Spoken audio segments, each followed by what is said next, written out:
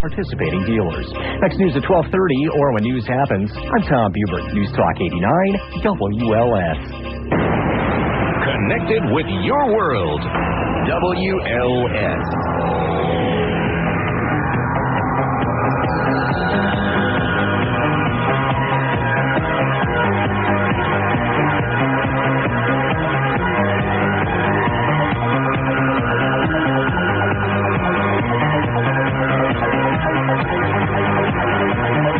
From the high desert and the great American Southwest, I do all good evening, good morning, good afternoon, wherever you may be across the cosmos. All time zones covered. I'm Art Bell, and from a little place called Pahrump, Nevada, this is Coast to Coast AM. And it's great to be here. So much to talk about this hour. Next hour, Glenn Kimball will be here. We're going to be talking about an amazing, astounding, I don't know if you can come up with the right words to describe what they found in Illinois, but we've got photographs for you tonight on my website. That's right, photographs of stuff from the cave. And we're going to be talking about that this hour. I'd like to remind you of a couple of things. One, a couple of reasons to go to my website. Some incredible Ground Zero photographs, exclusive Ground Zero photographs. Nobody else has them.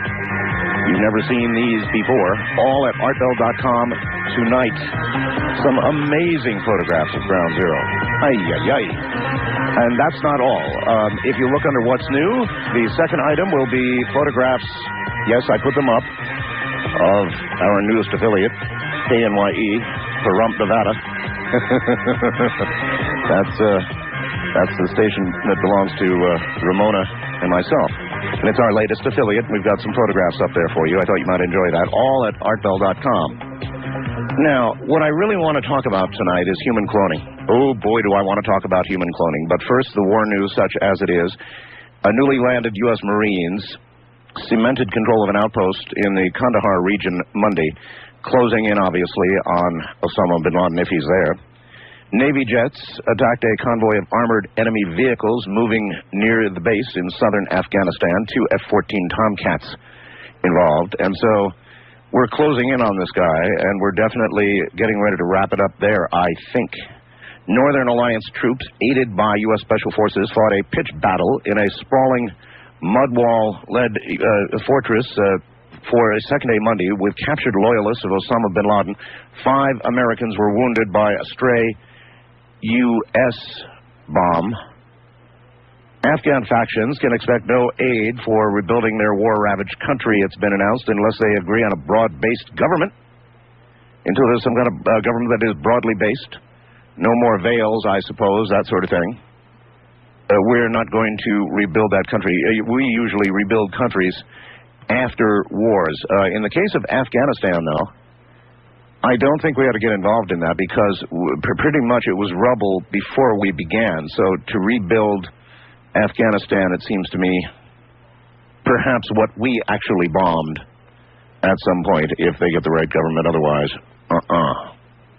Attorney General Ashcroft said Monday he would not release the names of those detained since September 11th because it would violate their privacy and possibly help Osama bin Laden. The president, our president, said today the U.S.-led war in Afghanistan is, quoting here, just the beginning of the fight against terrorism. And he's warning Iraq and North Korea, putting them on notice there's going to be consequences for producing weapons of mass destruction. But tonight, here's what I really want to talk about. Big news. American scientists claimed yesterday to have cloned the first human embryo, spreading deep alarm among pro-life groups. Interesting. Deep alarm. Pro-life groups. If the experiments carried out by Advanced Cell Technology, one of America's leading biotechnology companies, are confirmed, it will mark a major development in genetic research. The breakthrough came during research aimed at finding new treatments for diseases like Parkinson's and diabetes. The company has no plans, they say, to use cloned embryos to create babies. Instead, it would like to exploit the stem cells found in newly conceived embryos for a host of new medical treatments. So they say they want stem cells. British cloning experts last night stressed the findings were, quote, extremely preliminary, end quote, and that the company had yet to prove it had created a clone. But pro-life campaigners described the experiments as horrific, said cloning research that deliberately created, then destroyed human embryos was abhorrent. Earlier this year, the government approved a change in the law to allow research in Britain into cloned human embryos for medical research, so I guess the Brits are professionally a bit jealous, my assessment. Dr. Robert Lanza, Vice President of Medical and Scientific Development at ACT, based in Worcester, Massachusetts, said, "Our intention is not to create cloned human beings. Rather, it is to make life-saving therapies for a wide range of human disease conditions, including diabetes, strokes, cancer, AIDS, neurodegenerative disorders like Parkinson's and Alzheimer's." The ACT team said it created the embryo using the same technique that was used for, you'll recall, Dolly the sheep. It was only a matter of time, wasn't it? It first scraped out, here's how it happens, it scrapes out the DNA from a human egg cell, injects it with the nucleus from a human skin cell, and finally kick-starts the egg with an electrical jolt. Kind of reminiscent of Frankenstein, right? Throw the switch. It lives. Let me read it again. It first scraped out the DNA from a human egg cell. Scraped out, right? Just the DNA. Injects it with the nucleus from a human skin cell. Skin cell. Can you imagine that? A human skin cell, that's all. And from that, they get a human embryo. A human embryo that, if allowed to continue to grow, would become a human clone. Now, we have discussed this possibility now on this program, I don't know, for years and years. And it was always the stuff of science fiction, somewhere down the line, long time from now. Guess what? It's now. We've done it.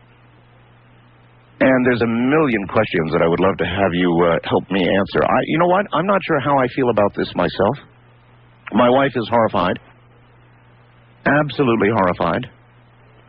And feels that it's encroachment on God's territory, and I understand that point of view perfectly well.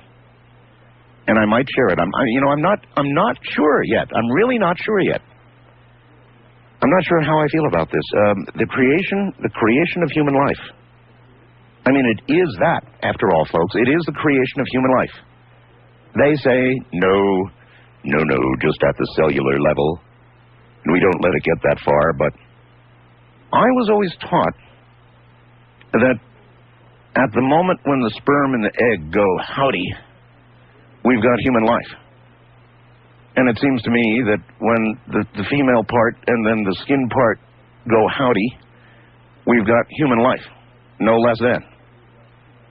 They can say, well, it's only a few cells, but it really is as much human life as when it is created through a union. The end result, if carried forth, would be the same. And don't you for a second think they're not going to carry it forth. Perhaps they're only going so far and only so many cells are created right now, but you and I both know they're going to go the whole way. They're going to go all the way, right? They're going to create a human being, a clone, or clones. And I am honestly not sure how I feel about it. I'm kind of leery. I'm kind of leery and a little bit afraid of it, but of course that probably comes, those emotions, they come with all new, incredible discoveries like this, don't they? So anyway, this hour I would like to sample your feeling about this, and that's exactly what we're going to do with Open Lines. It is an amazing story, absolutely amazing. Outside of a man, outside of a woman, we have now created human life. You could take the argument that if God had not meant for us to do this, we would not be doing it. You could also certainly take the argument that we are going to create monsters. And who's going to care for these monsters? humans that are not quite right. There will be, certainly failed experiments, and who will care for these failed experiments? Will they be human? That's a question you can bet the courts are going to have to address. Will they be human? These are some times we live in, aren't they? So open lines on that subject coming up, or any subject, in a moment. Christmas is now right around the corner, of course, and can there be any better gift in the world? There is not, let me tell you, than the CC Radio Plus. The CC Radio was the best radio in the world. The CC Radio is still the best radio in the world. There is no other radio that even gets close. No competition that can even begin to scrape the bottom of this radio, get even close to this radio. It'll pick up radio stations that other radios don't even have a clue about. But now comes the CC Plus. What a great Christmas present. Same price, $159.95. It's got all the same things as CC Radio had. The incredible sensitivity, the AM, the FM, the television audio, the weather radio, the weather alarm, all the rest of it. But the CC Radio Plus has added a timer that automatically, at the appointed time, switches to your favorite show. So no matter what you might be listening to, music or some other thing, if, say, my talk show comes on, boom, the radio switches automatically and away it goes. It's got audio in and out jacks for recording and playback. Thank you very much. It's got an external AM antenna for mobile use, or perhaps you live in a brick or metal building and want a better signal. It's now got, and I really applaud this one, a signal strength meter and a battery strength meter. FM stereo now comes through the headphones. All of these things new in the CC Radio Plus. If you already own a CC Radio, great reason to get another one. If not, oh, what a Christmas present this would make. $159.95, and it's worth every penny. Batteries, or you plug it into the wall. So many features, I could never tell you about them all. It is the consummate Christmas present.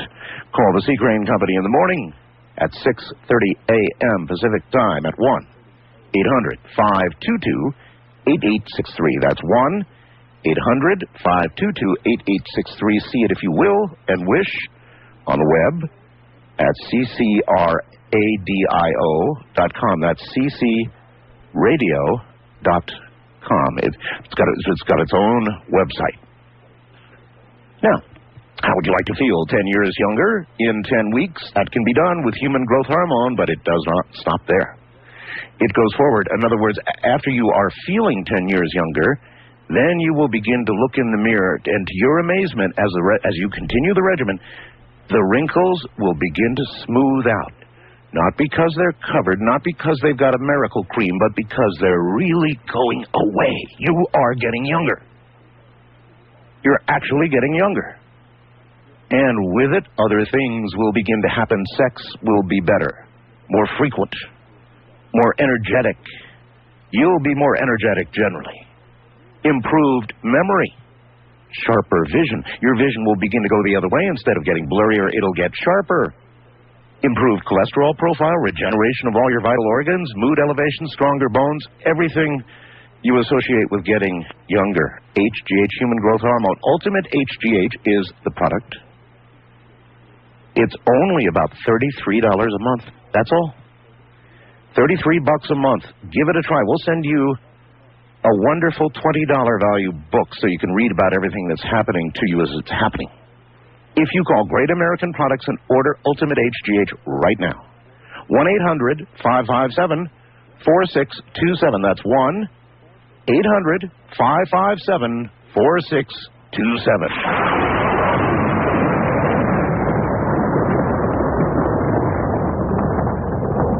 So they had to jumpstart this little affair with electricity, and then it began to live. I'm sure they would argue with that fact, and they would say, not live, art, the cells began to divide, the process of life began, but we didn't let it go on.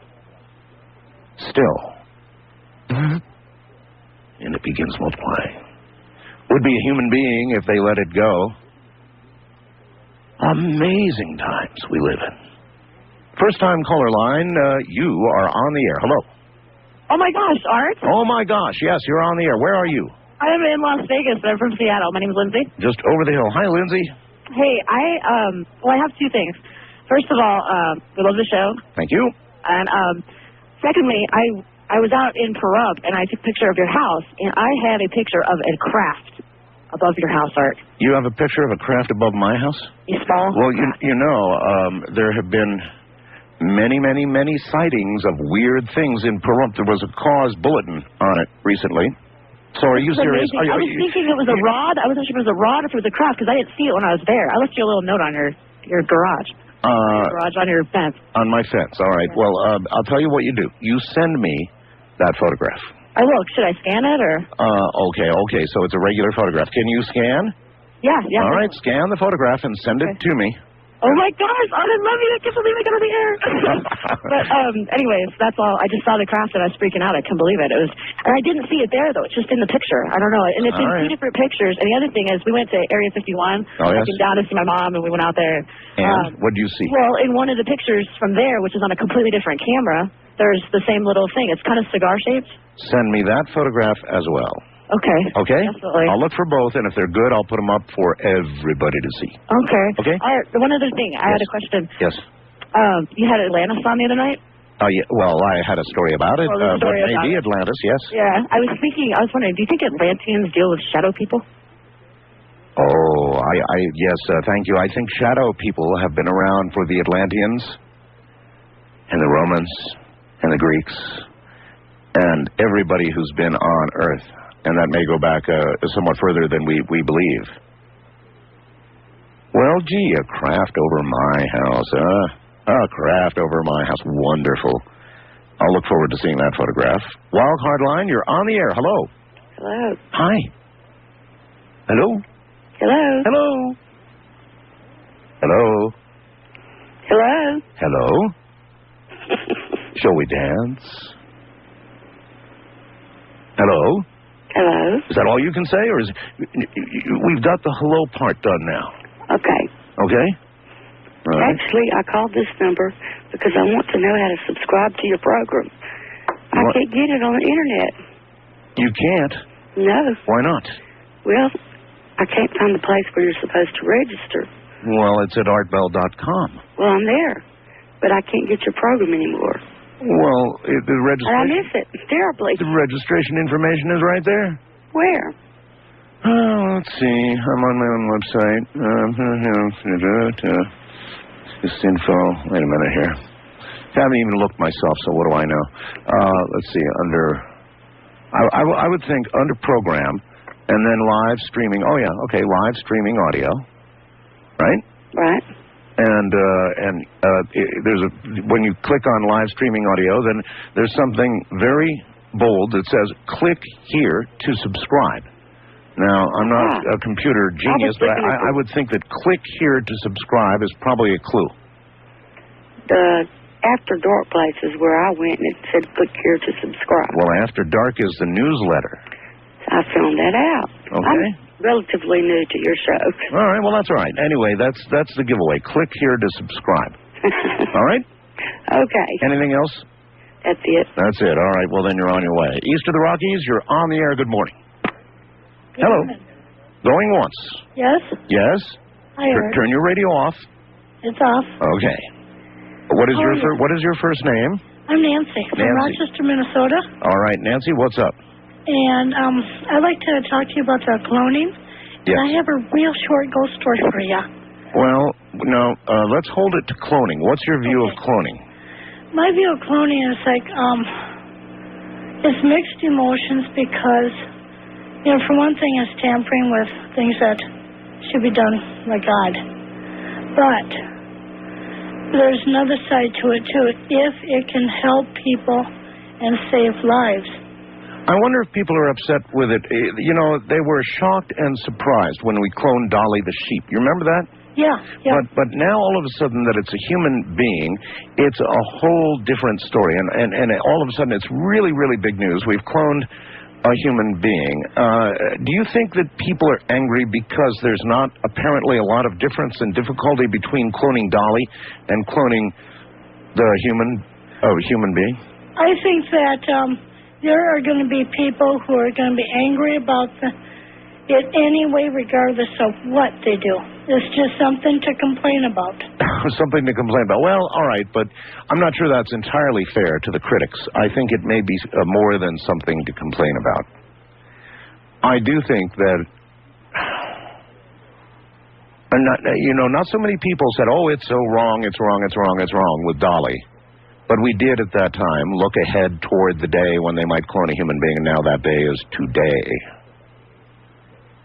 And I think people may be upset because they like to sort of feature that there's a whole lot of difference between us and a sheep or a monkey or whatever, even though genetically we know there's very, very little difference indeed. Just not much difference between some primates, and a human. So I've got a feeling that some of the anger that we're hearing on, about cloning, or the cloning of a human being, is the fact that in some way it makes people understand there's not a whole hell of a lot of difference. There really isn't. And they thought, well, cloning a human is going to be impossible. Yeah, sure, you can clone a sheep. Sure, you can clone a monkey, or move a head of a monkey from one monkey to another. But a human being, no. A human being is special in the eyes and hands of God. And we will not clone a human being. Well, guess what, folks? It's now been done. If they'd let it grow, it would have been a human being. I mean, that's another argument altogether. Would it really have been a human being? Man, what a story. I'm Art Bell. From the high desert, this is Coast to Coast AM. Send in the clones, huh? Keep that dial right where you've got it. It's gonna be a wild night tonight. Sweet dreams are made of these. Who am I to disagree? I travel the world and the seven seas. Everybody's looking for something. Some of them want to use you. Some of them want to get used by you. Some of them want to abuse you. Some of them want to be... Information.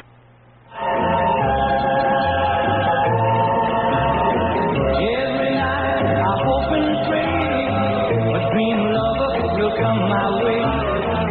Girl, there's hope in my arms. I know the magic of her charm, 'cause I want a girl to call my own. I want a dream lover so I don't have to dream alone. All you do is take a little hank of hair and a little skin. Dream lover, where are you? With a love oh so true, and the hand that I can hold. Oh, my God.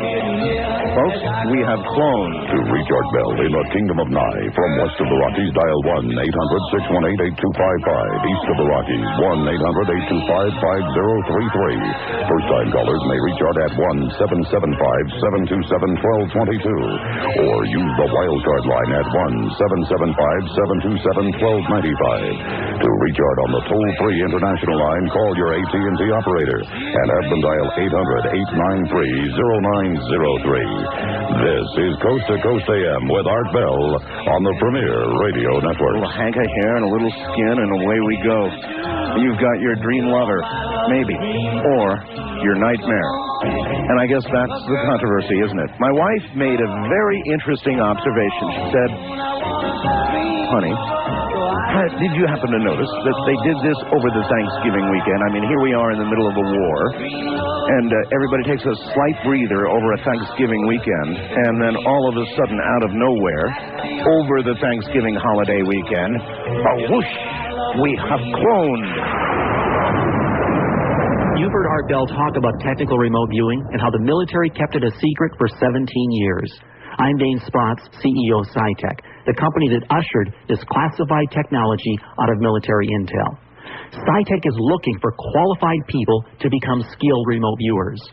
Call me at 1-800-600-4001, and I'll send you a free video that shows you how. And for the first 500 callers, I'll enclose a special report on the next terrorist attack. Listen, A skilled remote viewer really can foretell future events. Discover medical cures, missing people, new inventions, business trends, lost treasures, even win at the racetrack. Call 1-800-600-4001 for your free video and special report on the next terrorist attack for just the cost of shipping. The number's 800-600-4001 or online at remoteviewing.com. Since we were children, we've been told to reach for the stars. Would a clone have normal human rights? The Bill of Rights and all that, would they apply to a clone? I'm not exactly sure. And all of this would get run through the courts to be sure. One night, just for fun, I asked my audience to respond that if they had the ability to have a clone, that would be a human being genetically altered to be not bright at all, to not be smart, not have intelligence, but nevertheless be able to, do dishes, clean the house, change the oil in the car, do all of the things that you'd rather not do. Would you have such a being? I won't say human being because I'm not sure. I suspect human being. Anyway, would you have such a being available to you? If you could buy a clone to do all the dirty work for you, would you do it? And most people, when they answered honestly, said yes. Now, do you for 1 second believe that the few cells that they claim they have produced is where they're going to stop? Or do you think it more likely they will go on and clone a human being? Is there really any question at all? I think not. First-time caller line, you are on the air. Good morning. Good morning. Hi, where are you? From Montgomery, Minnesota. My name is June, and I have Parkinson's disease. June? Yes. Okay, June, sorry to hear about that. Of course, that's one of the things they say they're pursuing with this technology. Well, they can just pursue all they want. I would have nothing to do with anything like that, with that cloning. Oh, you wouldn't? And I'd like to say one thing about Ramona. God bless her. I hope she can influence you to have a better feeling about this, that it's entirely wrong. Another thing, they can't create a soul. Only God can do that. So I think these little things that they're trying to do are just monstrous, terrible. But how do you know that if we do the creation part and we create a human being, that God would not inculcate that being with a soul? No, I don't think so, because God creates differently. God doesn't create from test tubes and experimentation. He just knows when the soul is going to be born, and the soul is there, and that's something they're overlooking. And I think it's evil and it's monstrous, and I would have no part of it. No matter how ill I was with the Parkinson's disease, I would have no part of it. I think America should wake up and realize these things are totally evil. You may well be right. I honestly don't know. I really honestly don't know. I enjoy your program, listen as often as I can, and I think you're just great. Thank you so much, Jim. Take care. Take care. All right, well, that's one very strong view, and I think that my wife shares that, and it may well be that these beings will not have souls. Now, wouldn't that be some sort of something for a scientist to ponder? If what they created seemed physically to be human, but lacked human qualities. In other words, was significantly different than the rest of the gene pool. On the other hand, what if the person appeared to be very much the same? Grew up to be a devout Catholic or Jew or whatever. Then what? Boy, talk about being off in uncharted territory. I'm going to try and dredge up a guest on cloning. I think that we need a guest more on the ethics of cloning than we do on the specific how-to part of it. I don't really need a scientist. I need somebody to speak about the ethics and the morality of cloning.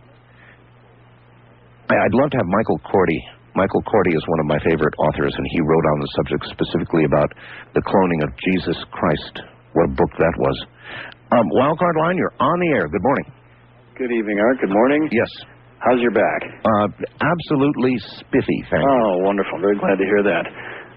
You have mentioned creation of human beings that would be for subservient purposes. Of course, that's straight out of Huxley, Brave New World, where you had your alphas, betas, deltas, epsilons, etc. I know, but now it's possible. I shudder to think that we'd ever go that road, but I hope that instead we would use this to cleanse the human gene pool of the some 4,000 plus inherited genetic defects, some of which you and I both suffer from, and I think our great-great-grandchildren would thank us, brave, poor beetle-browed souls, who dared to invent fire and to cleanse the world of bad things. Like any technology, its potential for good and evil is roughly equal. Yes, and of course. It's up to us to decide what to do with it. Of course. And I don't know how they can put the genie back in the bottle. My understanding is the British are proceeding ahead. We're considering a moratorium or even a ban. And I don't know. I just don't know if you can, stop technology like that. Well, Art, when has the human race ever, when able to do something, has not gone ahead and done it? Number one, and number two. Never. Number two, more importantly, if this is what is revealed to us now, what is the actual true state of progress? What has really been done somewhere that we don't know about? You're exactly right, sir. I've said it for a long time. In private labs somewhere around the country, you know damn well there's a baby crying, probably being nursed right now. Amen. I appreciate the call, sir. Right. It's just that what I think the shocker of this is that we now know it's possible. All they had to do was let it continue to grow, and it would be a being. I'm not going to say human being because I don't know. It would be a created being. Now, it's not totally our creation. That's yet another way to look at it. In other words, the information from the egg, the information from the skin continues to be human DNA on both sides, right? So it's just that we are artificially joining them instead of the normal act of love. We're artificially joining them. Now, the next step, of course, is manipulation, and that's not very far behind. So could you create a clone that would be not intelligent, one that could do the chores and the work for you without complaint? Yes, very soon. That can be done. Will we do it? I agree with the last caller. We will probably do whatever we can. And when has that ever stopped us? Ever. East of the Rockies, you are on the air. Good morning. Hello? Hello? Hello, I can barely hear you, ma'am.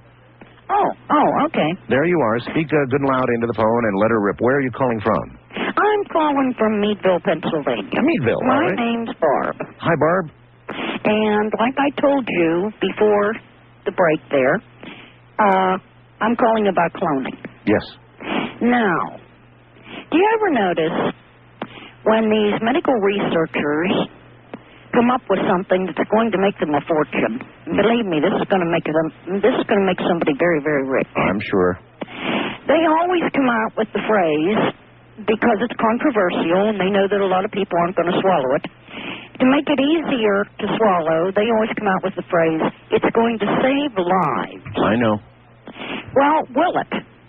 I don't know. I mean, potentially, I guess it could. But if you were announcing this, you would say things like, it's going to cure Alzheimer's and diabetes. Cancer. And cancer, yeah, sure you'd... Cancer, it's going to cure cancer. Well, the thing is... But it might. That we Christians believe that when God says it's our time, it's our time.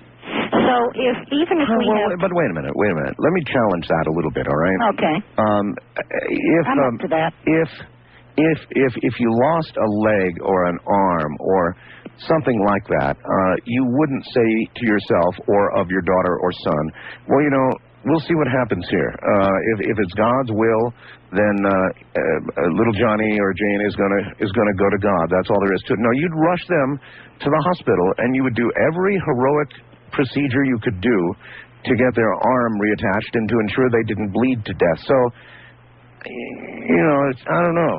No, the thing is that when a Christian believes that you don't die until God wishes you to, then even if you had 10 clones of yourself, these clones would not save you. You're going to die anyway. Well, so I'm getting kind of sick of and tired of hearing that phrase. But ma'am, it's going to save lives. Suppose you needed a new heart or a new liver, or... So you need one. Well, if one's available from a clone and you don't die because you got it. So that's reducing a clone to the next thing next to roadkill. Yeah, parts. And but it may be that they could breed a clone. No, I'm like your other caller there. I'll tell you. Evil. If I had the money, and it's going to cost a lot, if I had the money to have myself, some of my body tissue cloned, right, I would refuse. You would die before you would do that. I don't want to be a donor of someone's body organs. But if they could create a clone that essentially didn't have a brain or had such a small brain that could only keep motor functions going, breathing and heartbeat and all the rest of it, otherwise didn't have a brain but had the body parts available for you, you would not accept those body parts, correct? No, I would not. Okay, well, your position is clear, and I thank you very much for the call. I think there are going to be many, many, many people like that lady.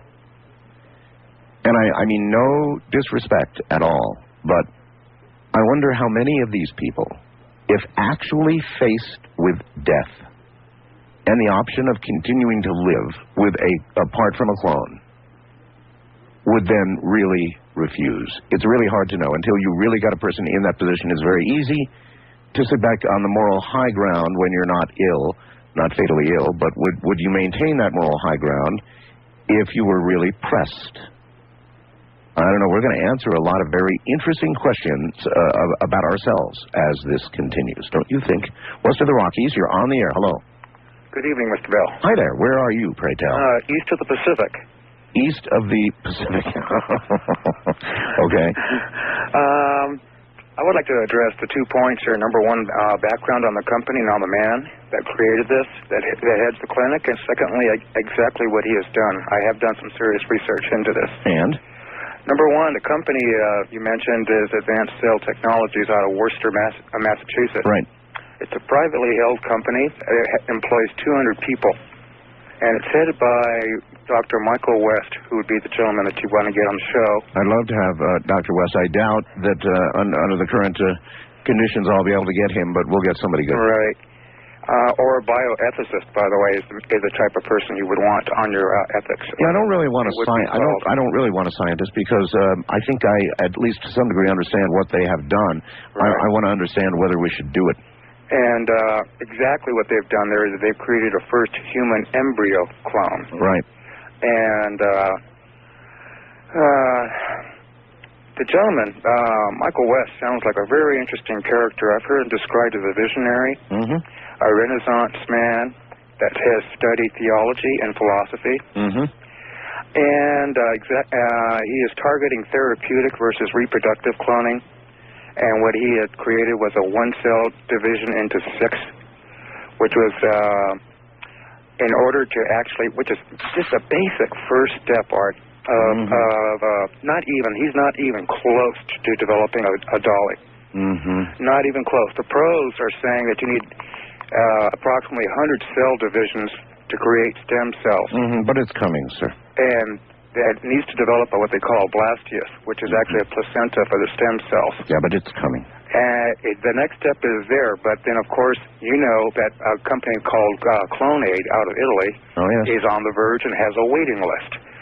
The one aspect of this is that if it does happen, it happens in the United States, and it happens under some type of oversight. Look, do we shut it down? Do we impose a moratorium or a total ban and allow the rest of the world to continue?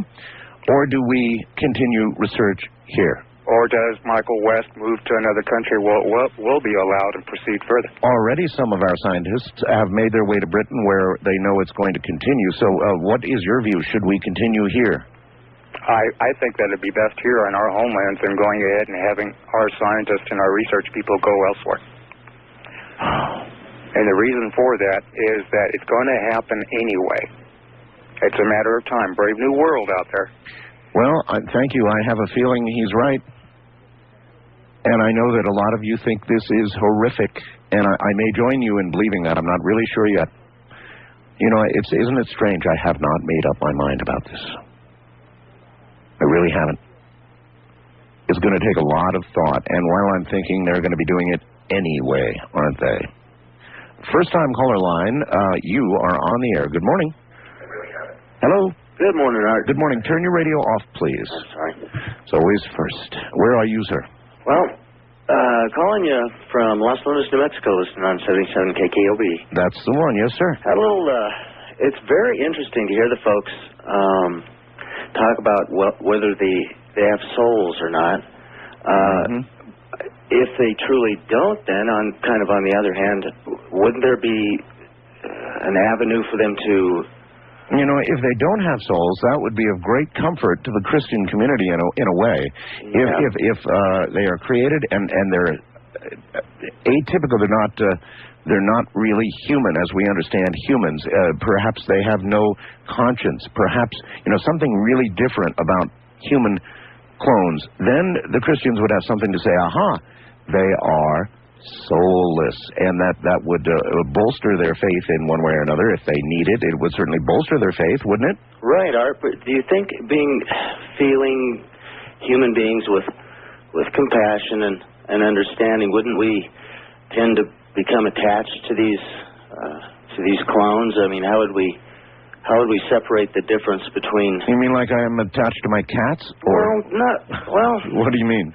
Well, if you look at it, we're used to looking at other human beings, and some people are saying, well, if they don't have a soul, then they're really not people. They're basically just a farm for people in real need of organs to keep living.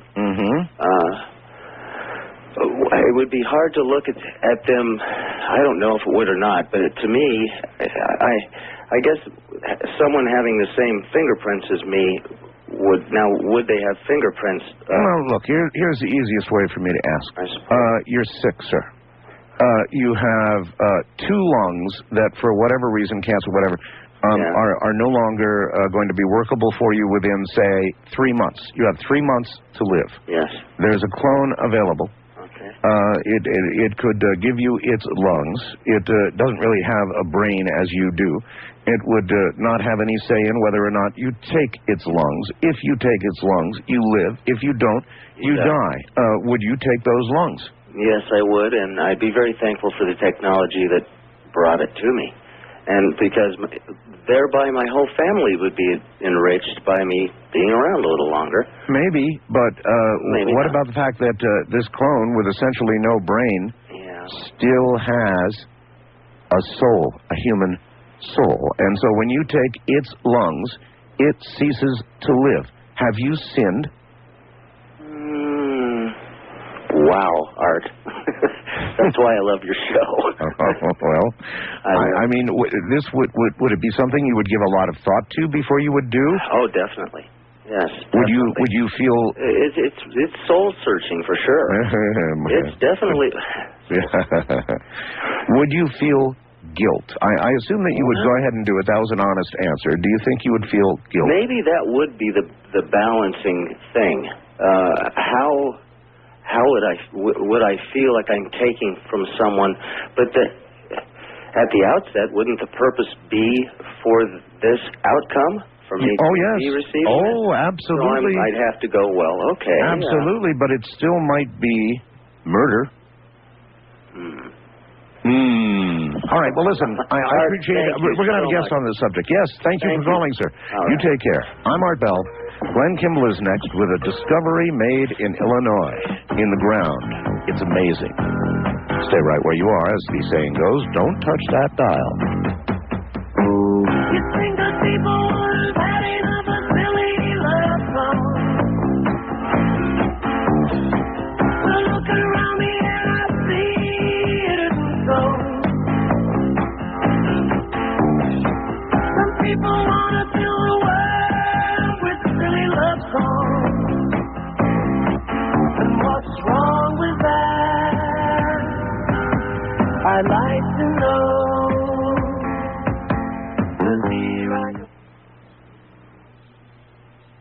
What's the matter with? Remind my audience, we're not accepting snail mail. We are, however, accepting email. So if you want to get in contact with us, email is the way. I'm Art Bell, that's ARTBELL at mindspring.com. Art Bell at mindspring.com. And just before we jump into what's coming up this hour with Glenn Kimball, a reminder on my website, artbell.com, right now, exclusive new Ground Zero photos. These are really something, and they are exclusive. You'll not see them anywhere else. We've got photos of my new affiliate, our our new affiliate, here in Pahrump, Nevada, 95.1 KNYE. People wanted to see what it looked like, so I took some pictures. Not great, sort of done on the spur of the moment, but you'll get the idea. That's photos of KNYE 95.1 Pahrump, Nevada on my website. Now, last week, we had astounding revelations from Linda Moulton Howe about what's going on off the coast of Cuba, off the western coast of Cuba, where underneath the water at about 2,200 feet, or about half a mile underwater, impossibly deep underwater, there appears to be a city. And I mean a city.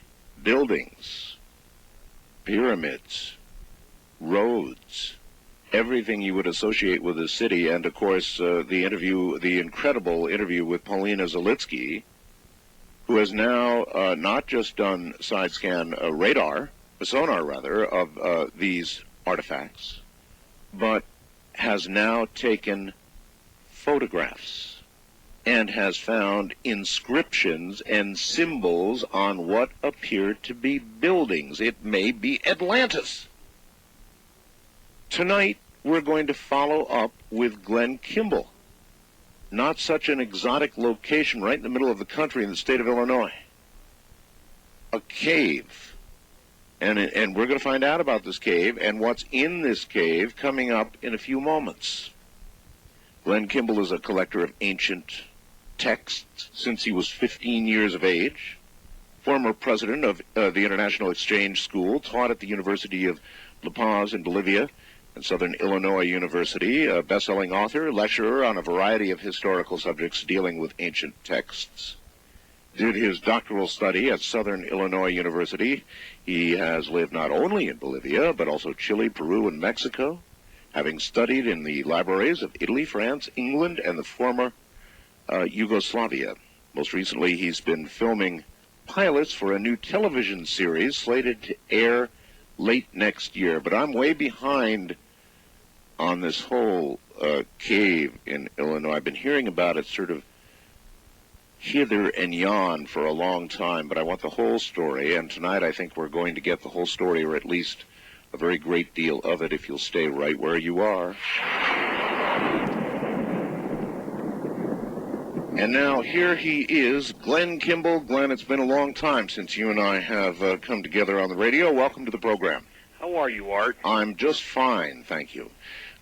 Glenn, I'm really behind the curve on this whole cave in Illinois thing. I've been hearing about it from, I don't know, about 20 different sources now for a long time, and I don't know where it is, what's in it, how it was found, and I want to know all of that. Well, we have to begin and figure out why I'm involved. Perhaps that would be a good place to start. As you well know, I've lived in South America for a long time, and having been familiarized some years ago with the earliest archaeology and anthropology of Bolivia and Peru specifically, though there's extensive finds in Chile as well, that's something that you can never forget when you're up on the Altiplano, standing at Tiwanaku, and knowing that these people moved 9 million pound stones, which are larger by several times over than the largest stones ever lifted in Egypt, and this is above the timberline at about 16,000 feet in some cases. And you ask yourself, what am I doing with this tremendous civilization here? This has got to be a story left untold. How many pounds? 9 million pound stones. 9 million pounds. Yes. For example, to give you some perspective of what that might be, the largest stone in the Khufu Pyramid on the Giza Plateau is the rose granite stone, excuse me, in the burial chamber. That's roughly 360,000 pounds. So when you're talking about a 9 million pound stone, you're talking about a very big square rock. There is nothing in Egypt that compares to this rock. Well, they can't even explain what happened in Egypt. If you speak with Zayuwas over there, he will tell you straight out. I know how the pyramids were built, or rather who built them, but when you ask him how the stones were moved, he shrugs his shoulders and he says, oh, that is the mystery. You know, and he has no idea. So if he doesn't know how those were moved, 9 million pound stone, my God. Well, he has an advantage because they have the Nile River right there, and they, at least they had they could move timber up the Nile and use timber and levering these things or rolling the stones in Egypt. We're talking above the timberline. Yeah, but nobody has duplicated it. The Japanese tried to duplicate that, True enough. Glenn, and they could not. That's true. With the best current new technology, nobody can still do it, and that probably means there was some sort of technology that used to exist, probably still does if we knew how to utilize it, that moved these stones. What's amazing, though, Art, is that the larger stones are in the west, not in the east. And we have to ask ourselves, what's going on here? If, in fact, the technology somehow floated from east to west, then you would presume that the technology would be a stronger technology in the Middle East. The reality is that it appears, for all intents and purposes, that the technology began here and went east. Maybe. Because, I'll give you another clue. In Egypt, if you were to count the number of archaeological sites, this is a very simplistic way of looking at it, you would find some 1,200 sites in Egypt. But let's assume we're off by 7,000 sites, okay, just to be ridiculous. All right. And suggest that we're somewhere around 8,000 sites. In Bolivia alone, there are 32,000 registered. They are all registered archaeological sites, 99% of which have never had a spade of dirt uncovered. That does not include Peru. That does not include Chile. That doesn't include any place else. What do we know about the dating? When do we think these 9 million pound stones were moved? The 9 million pound stones have been estimated to be somewhere around 1200, 1800 BC. However, there are archaeological sites that are much earlier than that are in the region as well. So when we're talking about the Egyptian pyramids, let's put this into some sort of a time frame here. We're talking about 2,700 years BC. The 9 million pound stones in America around, let's suggest that they're very old and they're 1,800 years BC, so they're younger by about 900 years. However, the mining and the other kinds of processes that were going on in the West are even older than the dating of the pyramids. For example, are you there? Right here. Oh, okay, I'm sorry, I heard a click.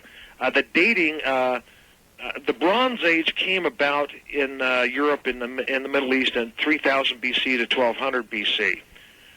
The Bronze Age included the use of copper to make bronze, obviously. Mm-hmm. Scholars have been concerned for decades where the Middle East and Western Europe got all the copper from, because they cannot find enough significant mining sources for the copper. Mm-hmm. However, if you come to the Americas, in Wisconsin and in Michigan, you find these huge copper mines that date from 3000 BC. Indeed, but how would the copper have made its way from hither to yon?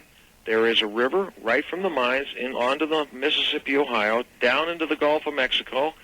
There are little map stones that people have used that we find, in fact, in this cave tonight. We're going to talk about. I know, but until 1492, nobody had done that, right?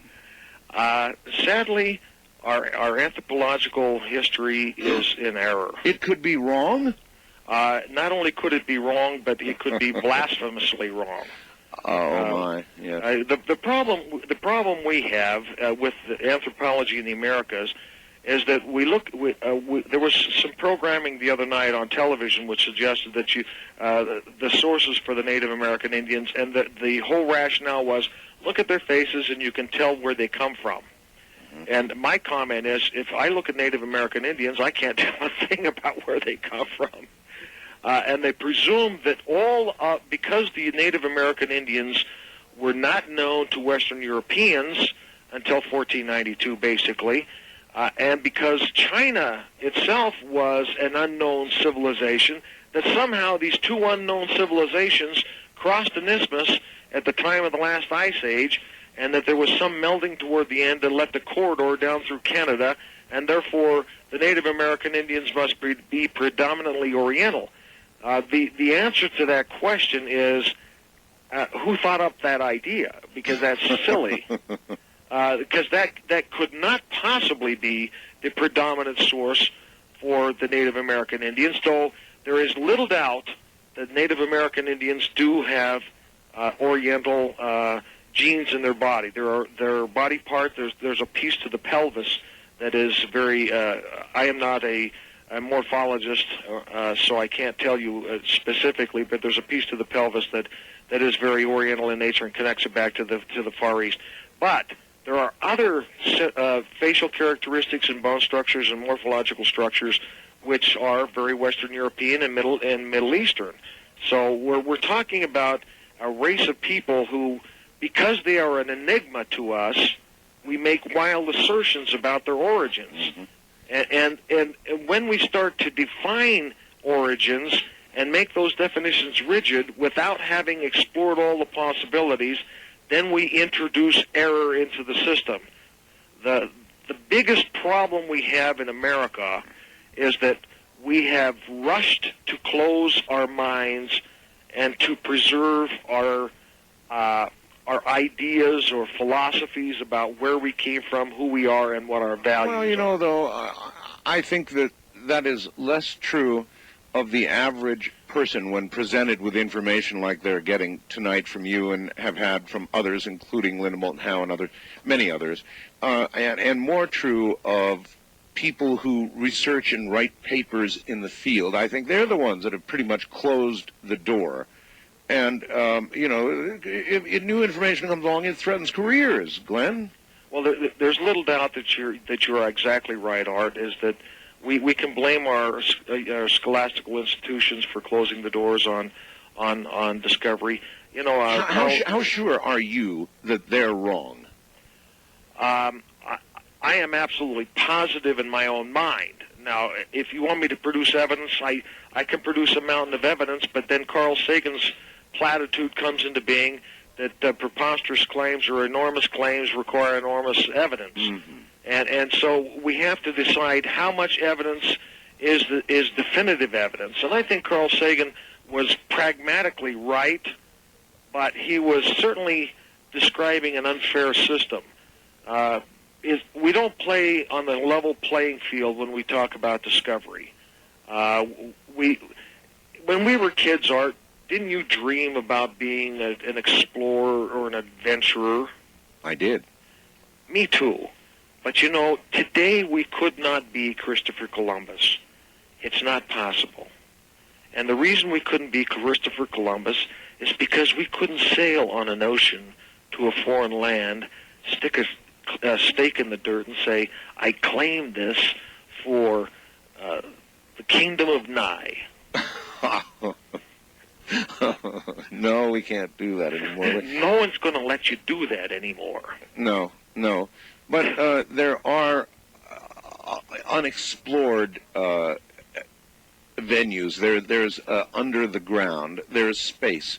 There are new frontiers for us to explore, and I know you're squaring into the middle of one right now. And I think one frontier is to find out the truth, the real truth, or as much as we can determine, about our real origins as a human species. Well, certainly our origins will help us create the protocol to solve our problems today. Every single protocol that we use in our day and age today stem from a historical protocol. Every system, our universities are based on a historical system. Well, Glenn, our science has followed a certain kind of linear progression of investigation, and as a result we have the laws of physics, and we have other things that we follow, and sometimes I think that we don't investigate what we would, I guess, consider alternative avenues because it's just not what you do. You follow the prescribed rules, And maybe we're operating on the wrong set of rules, or maybe there's just a whole set of rules we don't understand at all. But if people were moving rocks and doing things that even today are impossible, that means there was a technology, probably still is if we knew how to use it, that we simply don't have a clue about. There must be. Well, there most certainly was, and there were traffic, and there were 3 types of traffic that we still have not discussed fairly and openly in the common public. We haven't talked about the merchant traffic to the Americas. We haven't talked about the drug traffic to the Americas, and we most certainly have not talked about the refugees from various crises throughout history who have come to the Americas to escape their crises. And there were 3 major reasons for sailing across the ocean. You know, they just made that great big find up in Newfoundland where they found a boat that was 110 feet long that had 100 sailors in it. I'm sorry, that was not the size of the Nina Pinta and the Santa Maria, which were little tiny vessels. This was a merchant vessel that was coming across from Norway, doing business in the Americas. You don't sail across the ocean on an exploratory voyage in a 110-foot vessel with 100 men on board rowing. This vessel was obviously going back and forth for some other purpose than exploration. There you are. You also heard, I'm sure, about the pending incredible discovery off the coast of Cuba, right? Most definitely. Well, somehow that fits into all of this. I'm not exactly sure how yet, but it's just another piece of significant evidence pointing toward this incredible lack of knowledge about everything and the way it began and who we are and all the rest of it. All right, in a moment I would like to bring you back and we'll talk about what's been found and what you have explored. And folks, we've got photos in the state of Illinois underground. I'm Art Bell. This is Coast to Coast AM. Don't touch that dial. We're not talking about Zahi Hawas's Egypt. We're not talking about Bolivia. We're not talking about even what's under the sea in and or off the western coast of Cuba. What we are talking about is a cave in the state of Illinois. And there are a number of questions that I would like answered about this cave. Glenn, let me pepper you with a few questions. How did you discover this cave? While I was doing my stint in Bolivia, Chile, and Peru, and Mexico, Wayne May was up here doing his archaeological tours of the United States, and while we were both on the speaking circuit back here a number of years ago, we met some individuals who had done exploration, obviously at various sites, but most particularly in southern Illinois. That was most attractive to me because I had taught at Southern Illinois University. And I listened intently to these discoveries. They sounded preposterous, except to say that having lived in Southern Illinois, I knew that it was a land that Southern Illinois itself is called Little Egypt, and still is to this very day. Mm-hmm. It's the site of Cairo, Illinois, or Cairo, Illinois, they call it, or Cairo, and Memphis, Tennessee. Okay, but he told you about the location of the cave? Yeah, there was a gentleman at one of these conventions that told us about a cave specifically in Southern Illinois, and Wayne, first of all, and then later myself, we cornered him and asked him the actual location. He asked for a sum of money to take us to that cave site, and believe it or not, we did it, you know. You did? Yeah. So you paid your way in, really? Well, we paid our way to the site. Outrageous sum of money? I don't need to know the exact amount. I mean, a lot of money, or... It was enough money to where it stung. However, the plan was not to give the entire sum of money until we were actually inside the cave, and the reality is the individual ducked out of lunch with a goodly-sized check and disappeared. And so what happened is Wayne specifically and some of the boys from Discovery Resources were left very angry. They decided to do the natural thing, which was to go to the county recorder and find out who owned the ground that they were standing on. And they did find out that this did not belong to the individual that they had been talking to, and went to the owner of the property and said, "Have you heard any rumors about people doing archaeological work on your site?" And the owner said, "No." They had never heard of such a thing. Do you tell us where this cave is, or do you not tell us? I don't ever tell anybody the exact location. I don't need the Woodstock and the forest. It's my understanding that the people in the town... I'll tell you, Art, and I'll take you there. Will you? Yes.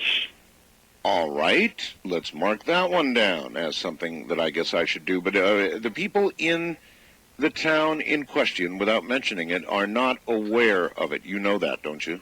That's not correct. That is not correct? That is not correct. Well, we had some people checking in that town, and they said they were unaware of any archaeological digs going on. Well, they have to ask the right people. Apparently so. In other words, I guess it's not...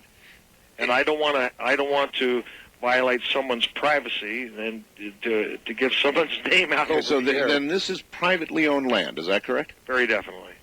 Some farmer or something like that? Yes. A very nice family who has had this property for 4 generations. Well, the money that you paid, what did that supposedly include? That included, in other words, did you think you were buying the land on which this cave was? Absolutely not. We were buying a story for the magazine. A story for the magazine? Right. Which is totally logical. I mean, you do that from time to time. And it was such a big story that we thought we'd get some good press, or at least Wayne thought he'd get some good press out of that. And the fact of the matter remains is that the gentleman didn't come through, and so in essence they parted sheets at that moment. And what eventually happened here was that Wayne went to the property owners. They denied that there was any archaeology on the site, but Wayne, being the intrepid explorer, this guy has got more enthusiasm than you and I both. Art, this guy is really a go-getter, and he has to be to do the kind of work he does in the journalistic field. So, but in either case, what they did is they went and Discovery Resources had some equipment. They had some GPRs and sonograms and GPRs. What's a GPR?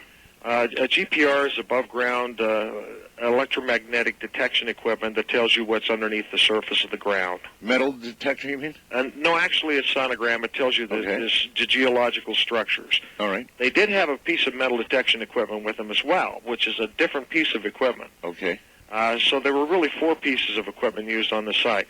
They wanted they drug this equipment over just to check out to see if this guy was lying, because, you know, maybe we'll hold crucifixions on his lawn, you know, type of thing, you know.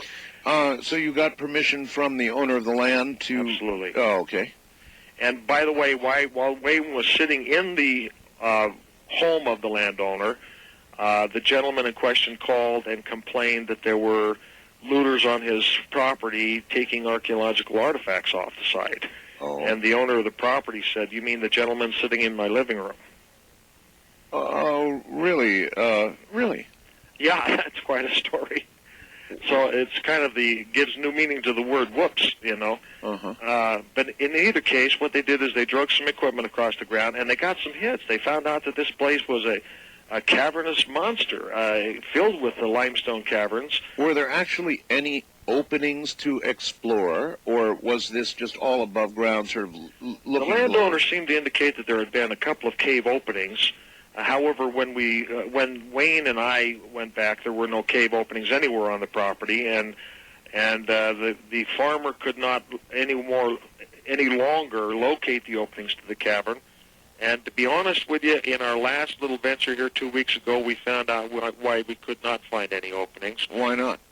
We've taken horizontal sonograms and found out that the original entrance to the cave has been blown to a million smithereens by black powder explosion and dumped about... So somebody closed it up? Someone deliberately blew it up. Do you have any idea when that occurred, time frame? Yes. It looks like a modern event, probably 15 to 20 years ago. Wow. So somebody really... Let's think about this. They don't want what's down there found. They don't want it desecrated. They don't want it explored. What? They want to cover their tracks, Art, because they've looted the cave.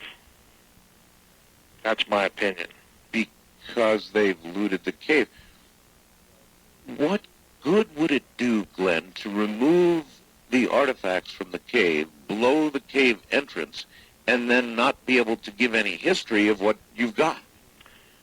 Because many of the artifacts were, in fact, precious metal, which were converted into cash. As in gold and whatever? Yes.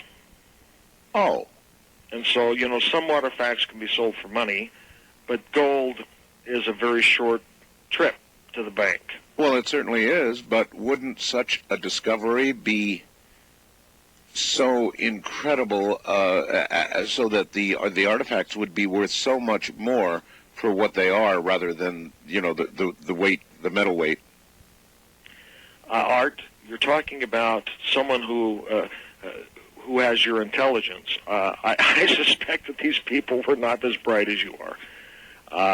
Pardon me, I don't want to offend anybody out there. Or maybe they didn't have the rights to these things. Well, there's no doubt they had no right. It's like going onto your property and saying, please let me borrow all your wheat off your wheat field, and I'm not going to pay you for it. All right, well, that might explain motive then.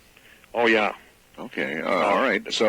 So they blew these things to hell and back. The cave entrances are gone. Well, the cave entrance was interesting for one reason, Art, because it was a 110-foot spiral stone-carved staircase down into the ground. What? How do you know that? Pictures. Excuse me? Well, we're talking about sonograms here. Detection equipment detected that there was a 110-foot spiral staircase from the surface down into the lower cavern. Holy mackerel. All right. How far down can your equipment provide imagery? That's really stretching it right there, to be honest with you. It goes a little farther. They're on, depending upon the terrain and the water tables and other things. We're lucky this is a little bit of a rolling hill, and we were taking a sideways glance to it, so we're really not talking about the full 110 feet. Sure. We're talking about a sideways view of it. I see. On a hill. Gotcha. So, so instead of going straight down, you're looking to some degree sideways, probably. That's right. All right. And part of the problem, our original problem in finding a site to begin with, was all of our detection equipment was straight down through the earth, and so we had a two-dimensional map. Right. And when we got the horizontal equipment on site here 2 weeks ago, we realized how we had made a terrible blunder in picking the site to open the cave that we did, because everything was true about the door that we had chosen, with the exception that it had been blown to smithereens. And the interior of it was debris-laden all the way down through the staircase. So there was no passageway, and there was no reasonable time frame to excavate that out. So what we did is we went back. This cavern is really about 520. It's an inverted V shape, and by the way, that picture is on your website. Okay, I'm looking at any number of photographs, and I'd just soon start at the beginning because that's where everybody's going to start. Folks, to see the photographs we're about to talk about, go to artbell.com. Under program, tonight's guest info, click on that. When you do, you'll see the name Glenn Kimball. Below that, you'll see photos, a link that says Photos of Artifacts and Analysis. Click on that and follow along with us. These claim to be from the cave in Illinois.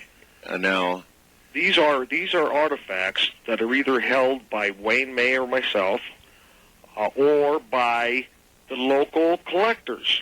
So when you say nobody in the town knows what we're talking about, someone's giving you a little bit of bent poop here, because there are people who have collections all over the place. Well, let's put it this way. It's not front page news in that town, so a lot of people don't know about it. All right, now look, let's take this first photograph. What have we got here? This, I can't even, what is this? This very first photograph is illustrative of probably one of the original groups of people who came to the cave site. The most interesting thing about this picture are the side locks of hair. This is in stone, right? Very much so. Okay. And it has a little ruler underneath it, so I see it gives that. you some sort of a dimension on how big it is. That's a 1 foot ruler? Yes, it is. Okay. So these are, by the way, there are some 7,000 of these particular artifacts. Where did you get this? Did this come from above ground? Did this come from This came underground? from private collectors in the neighborhood. In the neighborhood. Who had been sold these artifacts by the people who had obviously looted the cave. Holy smokes. All right, so I can't quite, in other words, it's very clear what I'm seeing, but I don't know what it is.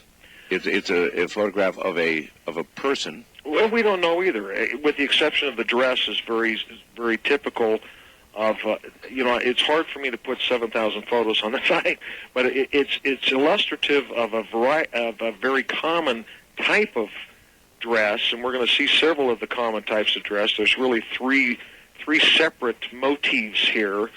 One is a very Palestinian motive with the Jewish locks and the hair and the headdress, which is very Jewish. You go down to the very bottom of that very same page. Yes.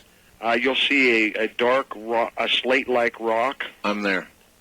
And you'll see another one of the very prominently displayed type of people who were involved in this cave, which were obviously a very black race. Well, it's a black stone. I guess it represents... Can you not see the face on there? I can. You can? I can. Yeah. These people... I'll tell you the story. We're putting the pieces of the story together this way. If you go to the very last page, and I apologize, these are not in order, and we probably haven't rehearsed this well enough, but the very last picture on these three segments of photographs is another black figure who is wearing a very typical headdress, a very dated headdress. This headdress that he is wearing is of a Moorish sailor off the northern coast of Africa in the first century. Right. So, in other words, the headdress is absolutely critical in dating the people who were inside this cave. Well, now I'm looking at the first photograph on the second page, and it looks like somebody holding a staff of some sort. Okay, now that one's not the one. Okay. We'll talk about that one in a moment. Then which one are you talking about? It's on the third page. Third page, okay. Okay, and you go to the very bottom. Boy, a lot of photographs here. You go to the very bottom, and you'll see another black stone. Oh, okay, I'm there. And you notice the little headdress with a little peak on the front of it. Yes. That is a very, very typical headdress. Now, these are sailing headdresses. These are the Moorish sailors who sailed in the first century off the northern coast of Africa.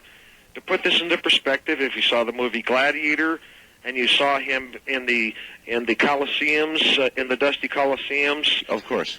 They were Colosseums on the northern coast of Africa in the first century. Now, obviously, the ones in Gladiator were at the time of Marcus Aurelius in 125 A.D., 124 A.D. roughly. But these sailors were just being phased out at that particular moment in time, and you notice in the movie Gladiator, too, that they also had one of the characters was a Moorish sailor, and if you look very closely, you'll see some of these kinds of headdresses there as well. Okay, and again, all of these thus far have come from people in the area who received these from whoever removed them from the cave. Yes. And how long ago did they become in receipt of these? 1984, 82 to 84. 82 to 84. Which corresponds with the oral traditions of the cave and what happened there. When you take these to experts and you say, what is this? What do they say? Well, they say what every logical archaeologist would say, where's your provenance? And they're absolutely correct. All right, where is your provenance? Yeah, and they're absolutely right. There is no provenance for these particular artifacts. That's why we've hired a professional archaeologist with a license for the state of Illinois when we go back into the cave. Okay, well, how do you know that these came from that cave in Illinois? How do you know that? How can you know that?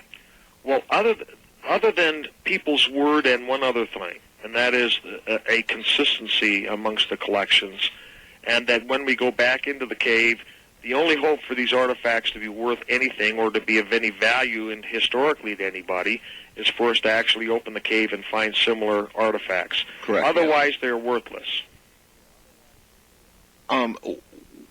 What would an expert tell you if he didn't believe they came from a cave there in Illinois? Where would he think they came from? Well, in this particular case, he would think that they came from northern Africa or Alexandria, Egypt, or the southern coast of Palestine near Jerusalem. And he would probably certainly think that way before he would think a cave in Illinois. Almost certainly. Illinois is a preposterous suggestion to these people. It is preposterous. And why do you not think it's preposterous? Why do you not think so? Well, we're going to provide a little bit of that evidence tonight, Art, because we have some more photos here to look at. We have been there in the last 2 weeks, and we've taken new photographs down through the center of the Earth, and we have some marvelous things to show that have been first time nowhere else seen ever. All right, well, that's what's coming up next. Stay right where you are. Glenn Kimball is my guest. Archaeology in the middle of Illinois? I guess so. I'm Art Bell.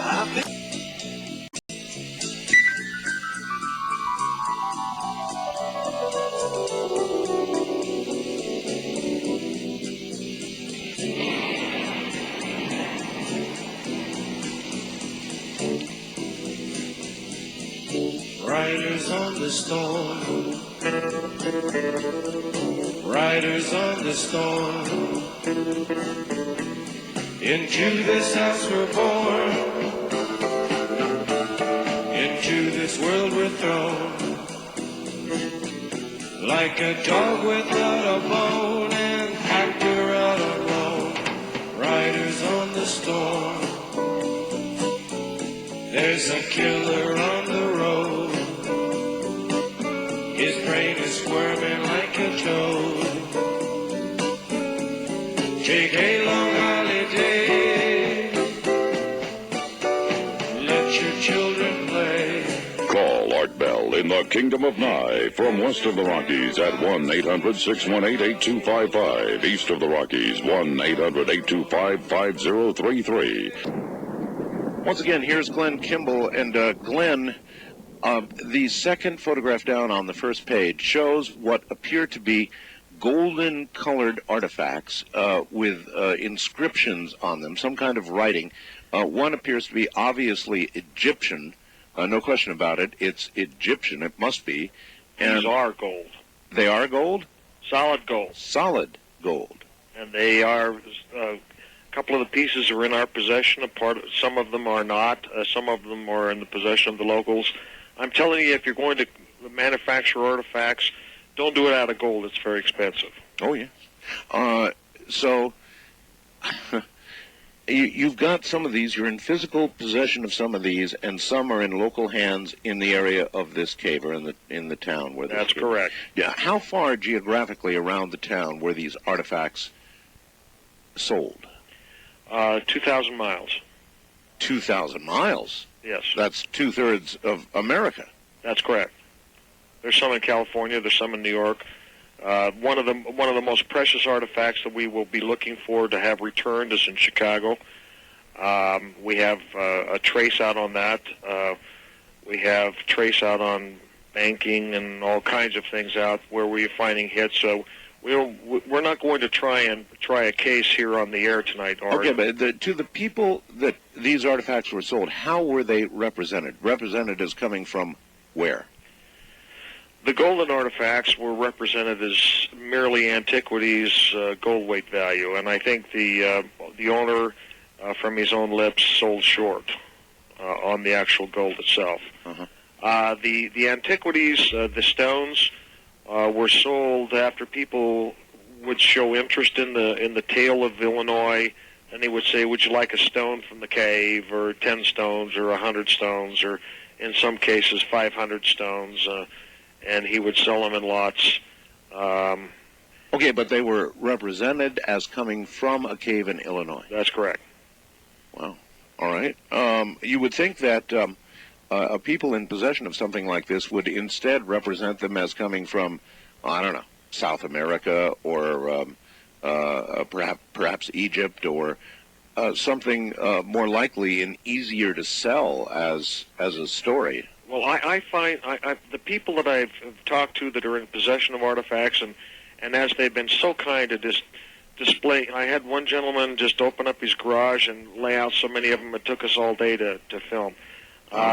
These people are generally serious, very concerned, very nice people. I mean, I used to live there. I fell in love with the area. They're nice people.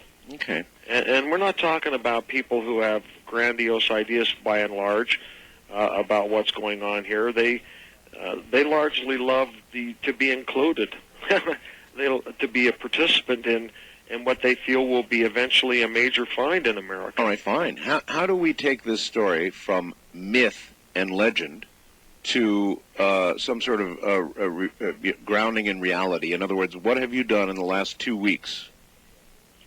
Well, it's very important that we understand. If we go to the second page of the photos, on my way, there's a map in the. Let's see how far down is it. I think it's 3 pictures down. Okay, I see it. Hand-drawn map. I see it. This entire map is drawn based on actual GPR, seismic, accumeter, and other instrumentation detections of caverns in the Earth. Who drew the map? Wayne and Discovery Resources. Okay. They did it inch by inch, foot by foot, very, very carefully. Now, if you notice down in the lower left hand of that map, yes, there's a little 1 type of symbol. I see it. Yes, number 1. That's where the cave was blown up. That's where it was blown up. Yeah, that's where we were going to enter come 2 weeks ago.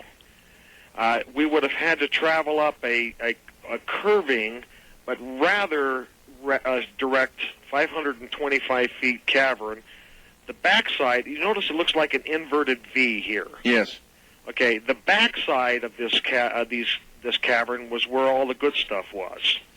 Now let's go up. Let's follow the cavern up. You go up through the cavern 525 feet. That very top square in the top is the largest chamber in the entire cave. The 45 by 50. Yeah. Okay. Inside that, it's the largest space, cavernous space. Okay, now how do you know this? You've never been up there. You haven't been able to get into the cave, so how do you know that even We have exists? detection equipment that have measured it most precisely. Now, what kind of detection equipment? In this particular case, an accumeter. An accumeter. Mm-hmm. And what is that?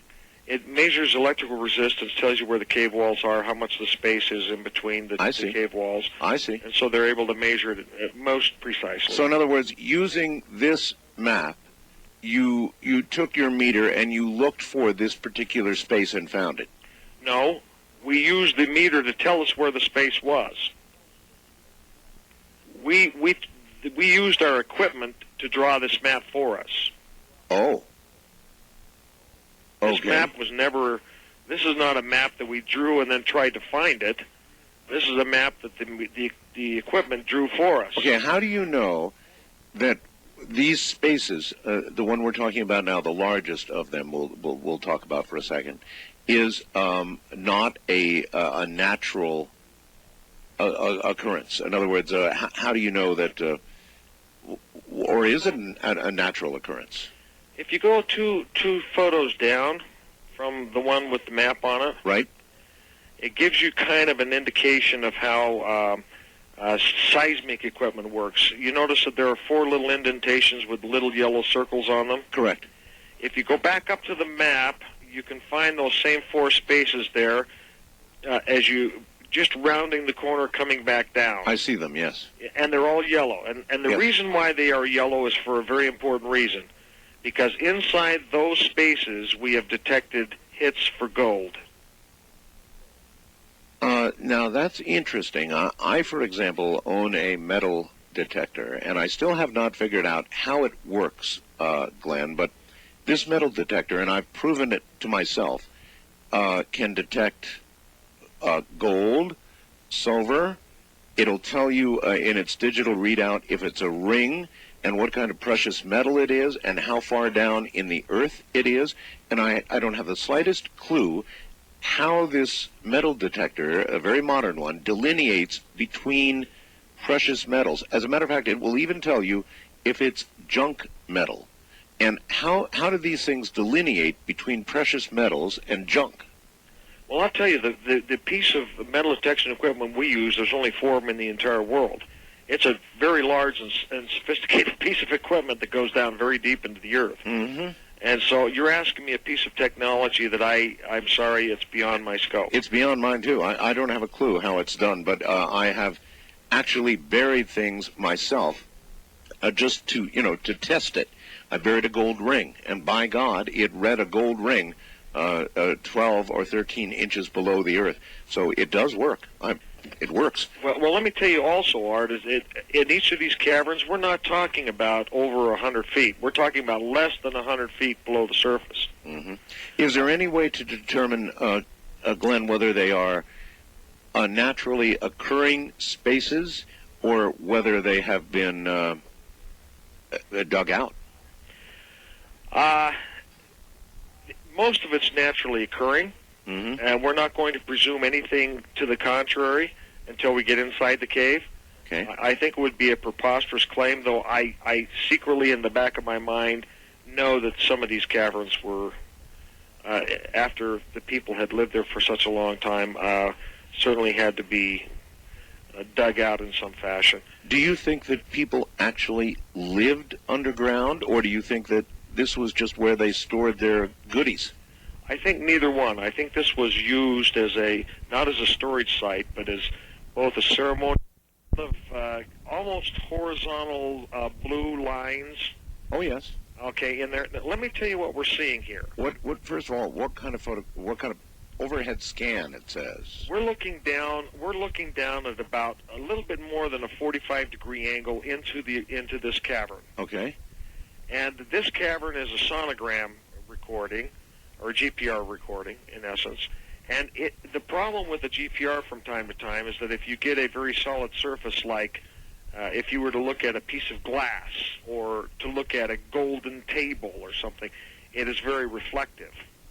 And it will reflect differently than if you have a stone which is absorbent or semi-permeable. All right, at the top of this picture, there's a thick white line. Is that the... That's off the map. That's off the picture. Okay. But you notice 2 blue bulbs that are kind of like hanging from a ceiling there? Yes. It is. I believe that those... the originators who the rumors are that those are helmets in this cave. Helmets? Yeah. These are, there's rumored to be a store of arms inside this cavern. Arms? That means breastplates, swords, shields, helmets. And that there were a line of helmets hung on the walls inside this cave. All right. We're believing that those 2 blue circles there looking like they're hanging from a ceiling, are probably helmets hanging on a wall.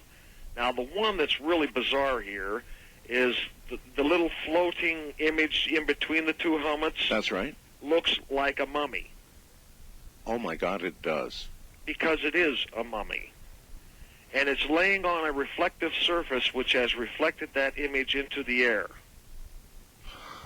That little table thing that's underneath it? Yeah, it does look like a mummy. Gosh. That is a mummy. We have a problem with this cave because when we go into this cave, if we find any mummies, we immediately must call the county coroner within a prescribed number of hours, and we're not talking about a day, okay?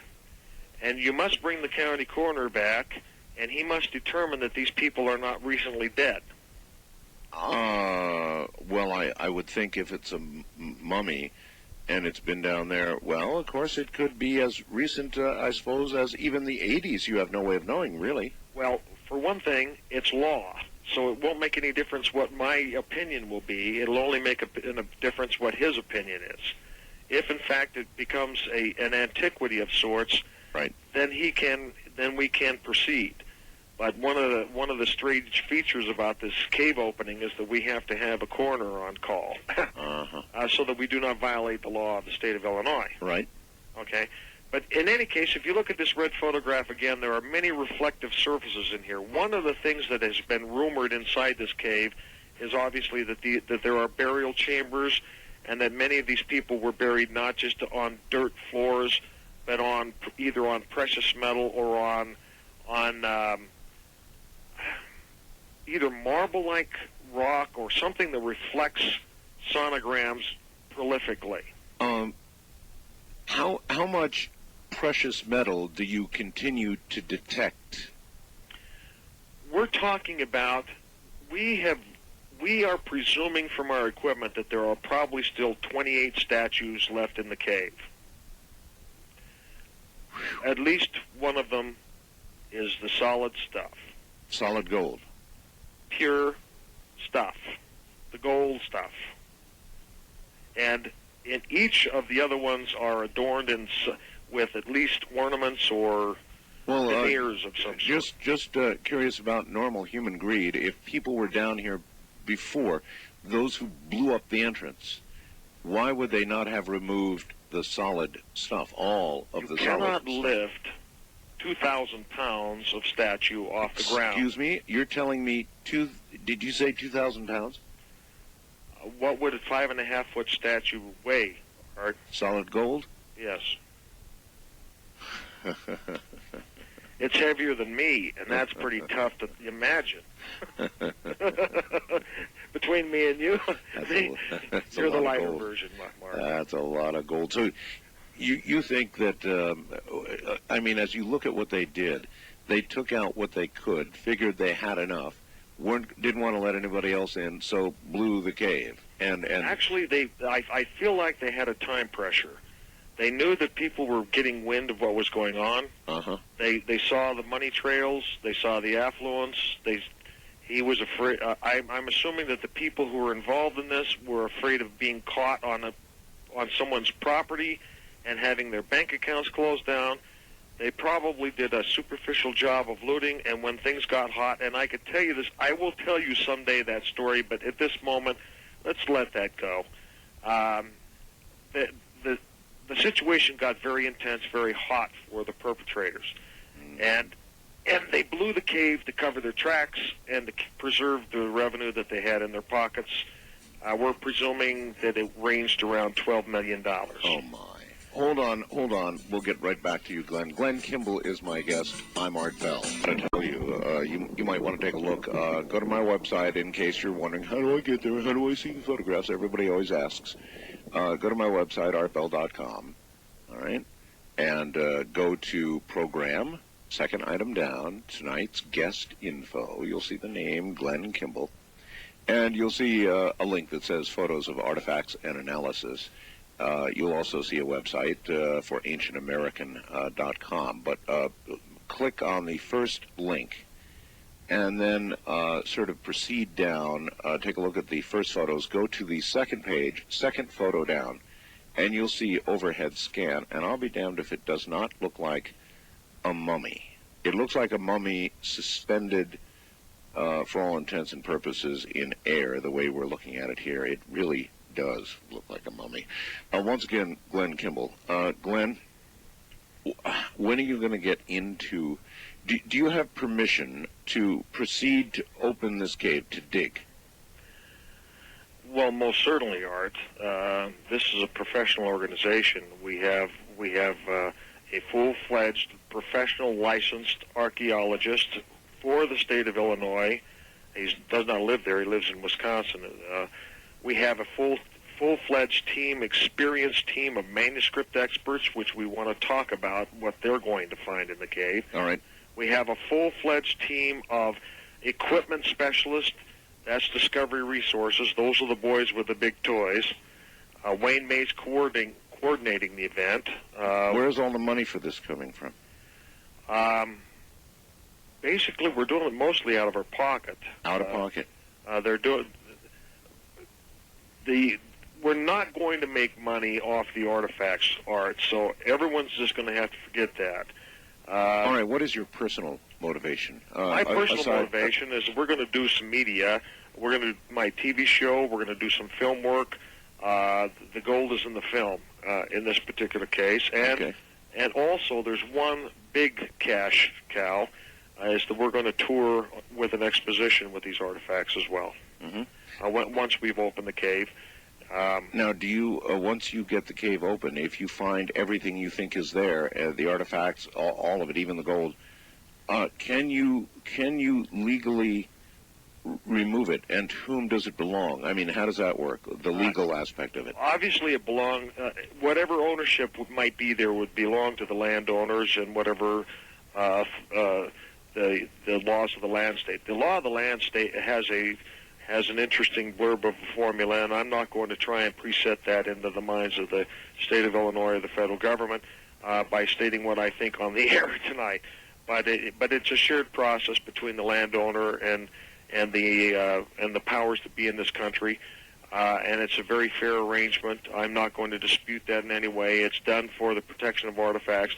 What normally happens in the past with people who have gone in to discover places like this, no one's obviously discovered a place like this, but something new would be that they would go in with the intention of looting it, and they would not bring responsible parties to the scene.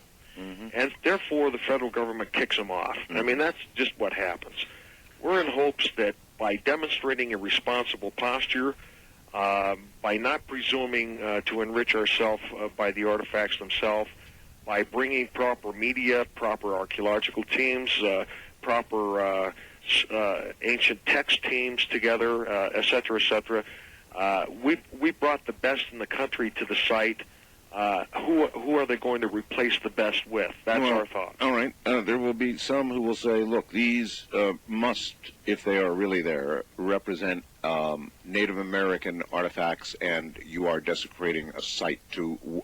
How do you respond to that? I don't see the Native American influence in this particular cave. However, there probably is a strong one. And I'm not going to dispute that. I'll allow whatever laws in the land pervade. We're not fighting anybody. We're not fighting the tribal traditions in the area. We're not out to conflict with anybody. It does not look like it's Native American, but I'm sure that claim would be made, obviously. And we anticipate that, and we're certainly going to be willing to entertain a rational discussion on the issue. You know, if everyone draws swords at this moment in history, we're going to get... we won't know anything about this for 25 years.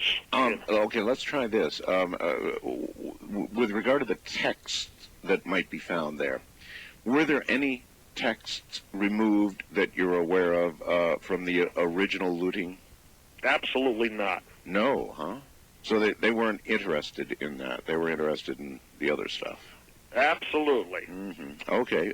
What kind of texts would you expect to find? Well, Art, the story of the cave, we've never really gotten into it, you and I, but presuming that there are three different cultures represented here, one being a Palestinian or Hebrew culture, one being Egyptian, and one being in the northern coast of Africa. And Egypt is Africa, but we're talking about to the western African. We're talking about a group of people that very likely left around the time of the 1st century at the dispute, probably during the time of the Jewish Wars, which would have... These people would have been refugees from that system. They would have been wealthy people who could have hired Mauritanian sailors who had sailed here for on merchant vessels and merchant voyages before, knew where they were going, sailed up the Mississippi. But this will it will upset all of our history. Well, you know, to some extent, you're absolutely right, Art. And I hope I'm there when for the touche. You know, I need a good touche on this one. We will demonstrate that they were more than... This is not the only time that these people used these trade routes. And Christopher Columbus sailed from Portugal, basically used the currents in the ocean. One might have thought that he would have landed somewhere in Nova Scotia or in near Boston or something. Obviously, the currents in the ocean took him to the Caribbean, which is exactly where the Moorish sailors landed. They sailed up the backside of Florida. They found that the Mississippi had a higher water content at that moment in history. some 2,000 years ago, and they were able to sail and navigate up the stream up to where the Ohio and the Mississippi meet in southern Illinois.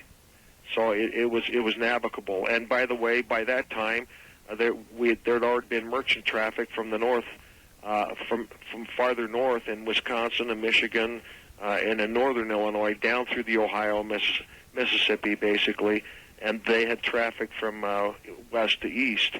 So these Moorish sailors brought these people here, and it wasn't their first time here, and excuse me, it's too bad if there were more than one voyage here.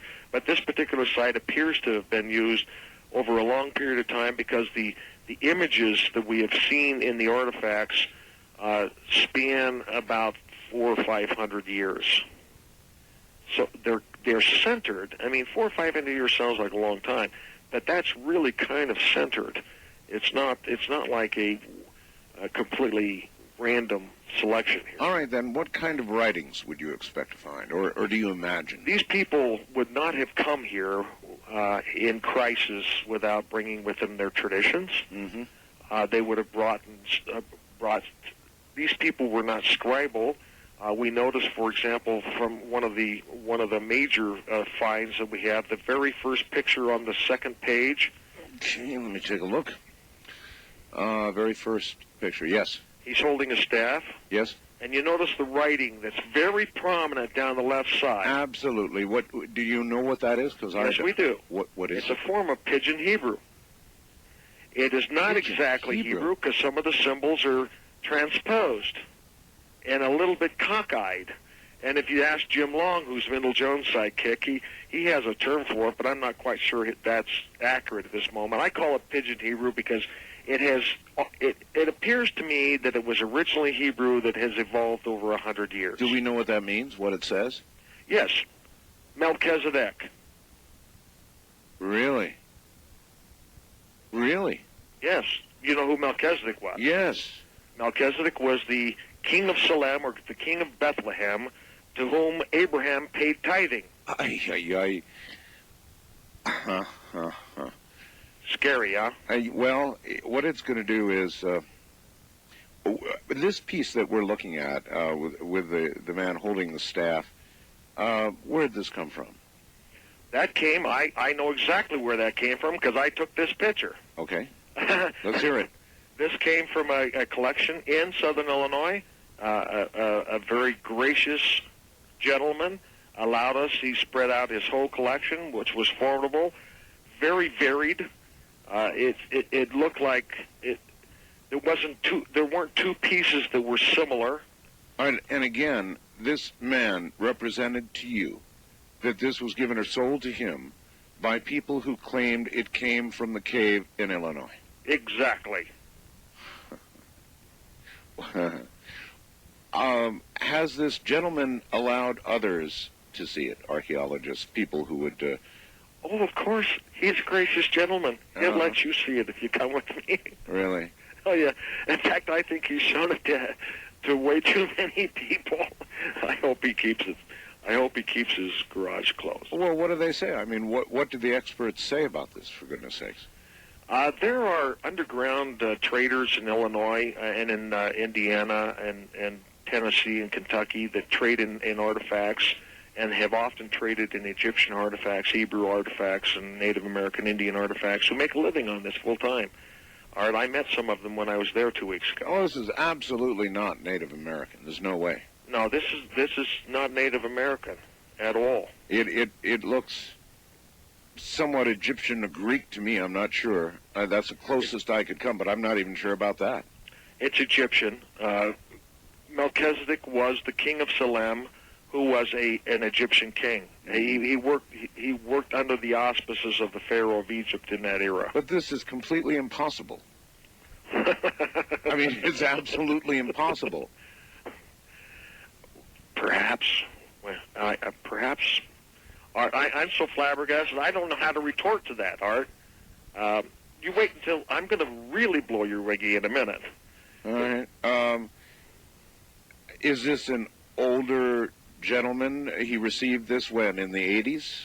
Yes, he did. It was his mother's collection, and he's a very fine, polite, kind, generous, conversant, intelligent man. Not a bad guy. Okay. When do you plan? What are you going to? Are you going to go down there with dynamite and blow this thing open? Are you going to go down there with big heavy machinery? You're going to start digging by hand? How are you going to try and get into this cave? We're going to put on kid gloves and do this right. We're going to drill a hole to make sure that we have access to the appropriate corridor, take a lipstick camera picture of the interior to make sure that we've got it centered properly, and we're going to carefully dig since we cannot use the original door, we are really going to be coming through the side of the cave. Uh-huh. Now, if you go back up to the map, let me show you what I'm talking about here. All right. The map. Let's see. Where was the map? It's just here above, it is. Okay, here it is. Just below the Yeah. guy. Yeah, I'm there. Now, you saw where the door was on the left, and you go up that long stretch until the V inverts again. Right. We have the top gold piece there. We come down. There are 4 caverns filled with golden things there. We keep coming down to where there's a dark area. I see that. Yes. And there's an arrow. You see the arrow pointing left? I do, yes. It's almost to the very end. I see it. That is the entry point. That's the entry point. Where we're going to enter it. But you believe the original entry point was by the number 1? That's correct. Oh, my. So, in other words, you've gone almost the entire length of this thing, short of a little bit, and that's where you're going to enter.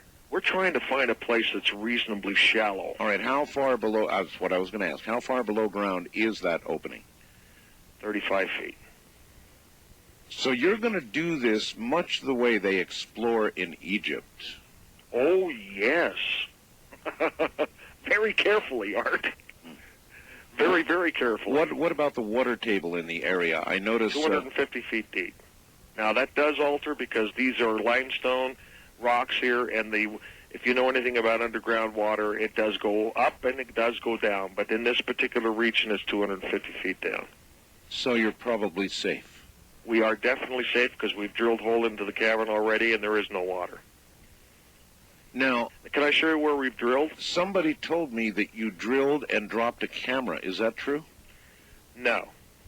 Okay. We have drilled and we've opened up the cave. We have 7 pictures of the interior of the cave. Oh, you do? Yes, but they are from the original looters of the cave. Do you have those photographs up? I do not have them on your site. Sorry. They must be licensed appropriately, and Keith Rowland is Johnny on the spot. He knows what he's doing. Does Keith have them? I don't think we even sent them to him, but I'd be delighted to send them to you. All right. Would you please? Oh, sure. Okay. But I need to show you something, though. All right. Go to the very end of the V. We started at the left side. Go to the very right side. Yes. Can you see a little circle with an X?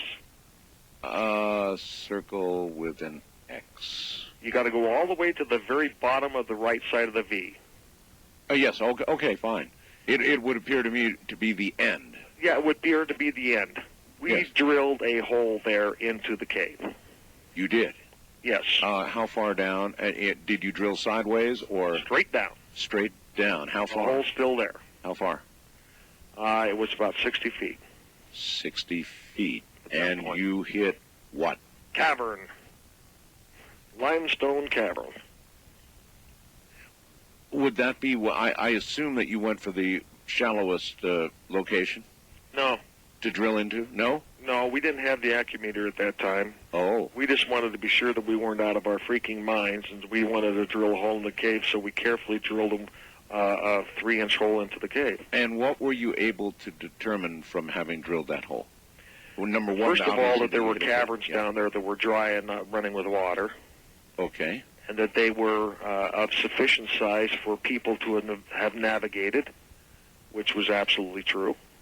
And that at that point there was a small little space in there, which we detected with our metal detectors. We wanted to kind of gauge our equipment, which we did do, and it was accurate. So, in essence, we tried to figure one end to the other, And So you wanted to verify what you had mapped, and the only way to do that was to pick a location. And the ending point is the logical location, because then on the surface you can tell, you can see the extremes of the cave from the surface. Because when you're down underneath the ground, you can't tell anything. So you're going to have to dig vertically down 60 feet, is that correct? No, 30 to 35 feet where 30 the to arrow 35 is. feet. Because it's shallower where the arrow is than it was where the X is. And once you're in there, you're in the whole thing, right? Because That's correct. presumably it's you can navigate along the entire route. Now, yes, if you look where that arrow is, you notice that there's a wide black mark rather than a thin black mark. Correct. That means that the passageway is wider there. That's part of the reason why we were interested in that site, because... Can you tell me how wide at that point? We're talking probably 10, 12 feet wide. Pretty wide. Yeah. So that we won't... You know, when you're going through with a piece of heavy equipment, you're concerned about collapsing a cavern and not noticing that you're actually in the cavern. Sure. So you want to pick a wide spot to where you can be careful and access it with the greatest caution that you possibly can. And your never miss it. your equipment tells you that there's not a collapse that would prevent you from navigating through this whole thing anywhere. Well, there is collapses. If you go back up the V and you see where the four, you go to the very point of the V and you come back on the backside, you see the four yellow boxes. Yes. To the right is a matrix where it's largely collapsed. I see what you're talking about. All right, hold on. So in other words, even once inside, you're not going to be able to navigate the whole thing, but obviously you've got a clear shot, it would appear, up to where the goodies would be. Really interesting to think about, and maybe you'd want to think about it a little bit. I have. Now, on the one hand, let us put ourselves in the position of people who originally found this stuff in these caves. What would you do if you explored a cave and you found untold riches in gold and artifacts, and you've got, on the one hand, over here on the right hand, you've got millions of dollars in solid gold and artifacts. Over here on the other hand, you've got an opportunity to help mankind, to turn all of this over to archaeologists and the man who owns the property and the state of Illinois and the federal government and whoever else would put their hands into it, probably keeping your hands out of it. So let's see. Archaeologists and the right thing to do over here in the left hand. Millions and millions of dollars in gold in the right hand. Archaeologists, history, gold. Gold, archaeologists. What would you do? Well, you might carry out the really expensive stuff and blow the hell out of the cave entrance. That's what you might do. So I guess I understand their motivation, and I'm not sure. I guess we could call them looters, but one man's looter is another man's treasure hunter. So, question for you, Glenn. Without naming them, because I don't want you to, do you know or think you know the identity of the, in quotes, looters? I know exactly who they are. Oh, you do? We have photos of them. They have taken photos of themselves inside the cave. Oh, really? They've left bank records. They've left records with major companies like De Beers. The Diamond Company, De Beers? Yes. As a matter of fact, one of the treasures taken originally from the cave was sold to De Beers. Okay, well, it was, huh? Well, all right. So you heard me. On the one hand, you've got all the gold and the riches and the rest of your life taken care of. On the other hand, you've got the archaeologists, the people from the state, the people from the federal government, probably the UN, God knows, everybody. And your chance of walking away with the riches or any substantial portion thereof, pretty slim by the time everybody else got into the act. So that's kind of what I was thinking. I mean, what would the average person do? They might collect it up, take off, get their money, and blow the hell out of the cave. Well, these guys are off scot-free until we open the cave, and they would get off anyway until we open the cave. No one can prove they did anything until evidence is found where they took it from. I mean, it's like any good police investigation. You got to find the body. So then that would mean they committed a crime. Yeah. What specific crime? Well, you cannot go to Yellowstone National Park and steal Old Faithful. No. Because if you have it in your front yard and it's missing in Yellowstone, someone's going to arrest you. Yes. Yes, but that's a national park with more protections than you might. Okay, if you go to a farmer's field, right, and you steal all the wheat off his field, and you found out and he finds out where you put that in a grain silo, and you had no grain before and no farm before, now you've got grain. then you're probably not going to be innocent. Mm-hmm. But that's we're talking about. I'd like to presume innocence until proven guilty. I'm going to let, and by the way, the agencies in the government are initially aware of what's going on. There have been contacts, and there will be the appropriate measures taken. And let's just leave it there. All right. Well, even you have motive. I mean, I have a strong motive. You expect to make money from the filming of all of this, right? Of course. Okay. Should I lie to you? No. Tell you? You certainly shouldn't. I'm telling you that there's gold in them. They're a film. Yeah. Okay. And by the way, that is going to be licensed with Wayne May and the property owner, and there are contracts involved, and are these contracts in the works or actually signed? Done deal. Done deals. When do you expect to drill? Without giving a date, we're not talking months. We're talking weeks. Weeks.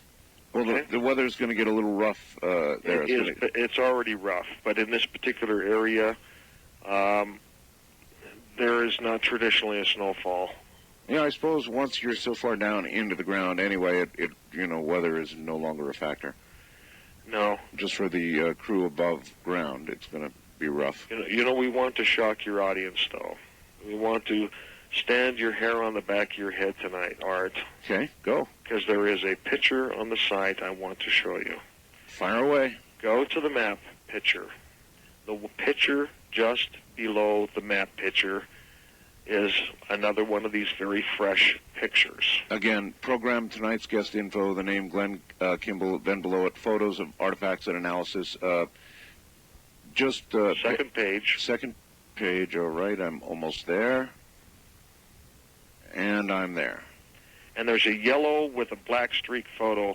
It's kind of yellowish with a big white center and the black streak. Okay? I see it, yes.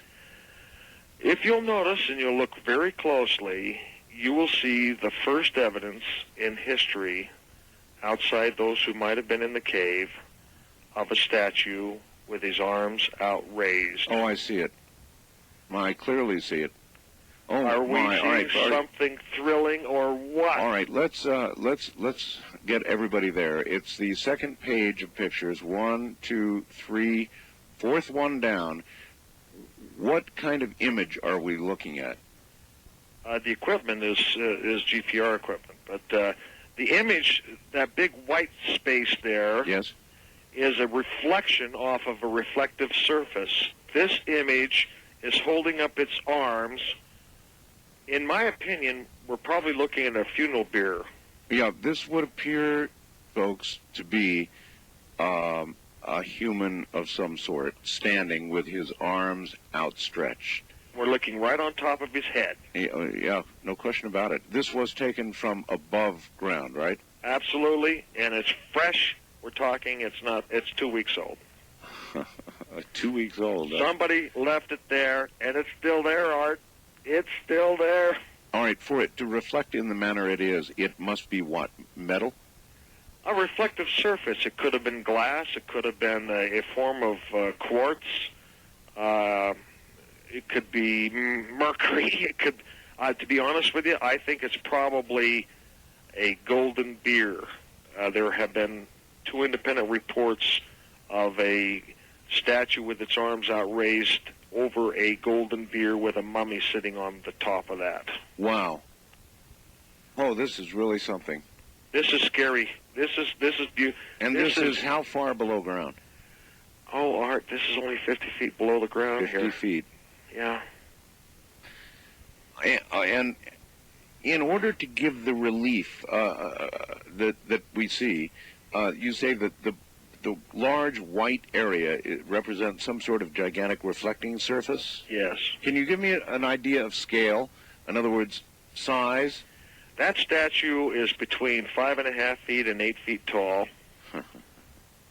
And so that'll give you some sort of scale. I imagine his arms are outstretched probably 3 feet, maybe 4 feet. 3 or 4 feet. Well, that gives us plenty of scale. Is this absolutely... Now you know why I'm interested. Yes. Interested is like the euphemism of the universe here. And wow. by the way, everyone who is... all of the professionals who have used the equipment have turned to me with this face. You should have been there, Art. It was a great face. They went and they said, well, now that's non-geologic. Yeah.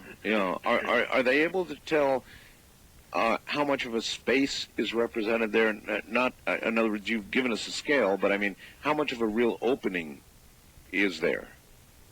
We're talking...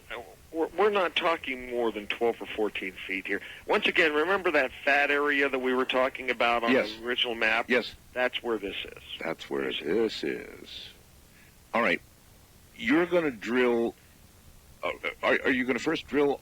I mean, are you making a giant hole to really get down there, or are you We're going to cut a cross-section so we come through the wall and not through the ceiling. But the last thing you want to do is land on one of these statues. Right. But what I mean is it going to be a big enough hole to actually go down into it originally, or are you going to just drill a pilot hole first with a camera? Pilot hole and camera, that'll take us 1 day. The equipment that we have on site... That'll just take 1 day? Less than a day. Less than a... Wow. The equipment we have to dig the actual site is state-of-the-art and will only take us 1 day to punch the hole. That's why I'm saying if I call you on the phone, Art, and I say, Art, do you remember the story I told you? Uh-huh. Would you like to take a ride? Yes, I'd like to take this ride. You may be interested. I've done a lot of crawling around up at This Giza. won't be crawling. This will all be standing. I crawled in Egypt, believe me, I crawled. Oh, did you? Yeah, through some pretty dark areas, and that this will be no different. This will be very much like it. Well, yeah, we won't have... This will not be a scary... I don't know. Well, it might be scary, but it won't be crawling. New things are always a little scary, Glenn, always. This is remarkable. And there's something else that's frightening here, Art, and I haven't told anybody this. Wayne told me this, and he showed me this, and it bothered me. And I don't know what this is, and don't ask me because I don't know. But if you go back up to this map situation, right? The 4 yellow boxes, those are caverns. They are probably tomb rooms, much like you might have found at Ramesses' son's tombs, little rooms with bodies in them. You come down that corridor and you see a series of circles on the side. Those are 5 8-foot Egyptian statues. Oh, my goodness.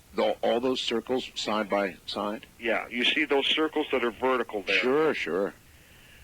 Right, and I can only tell you what's there, what happened, and then you're going to have to make up your own mind. We're coming along the surface with essentially electromagnetic equipment. Right near that center of the corridor there. Right. Up just a little bit between the 8-foot statues and the 4 golden rooms with the gold in them. Yes.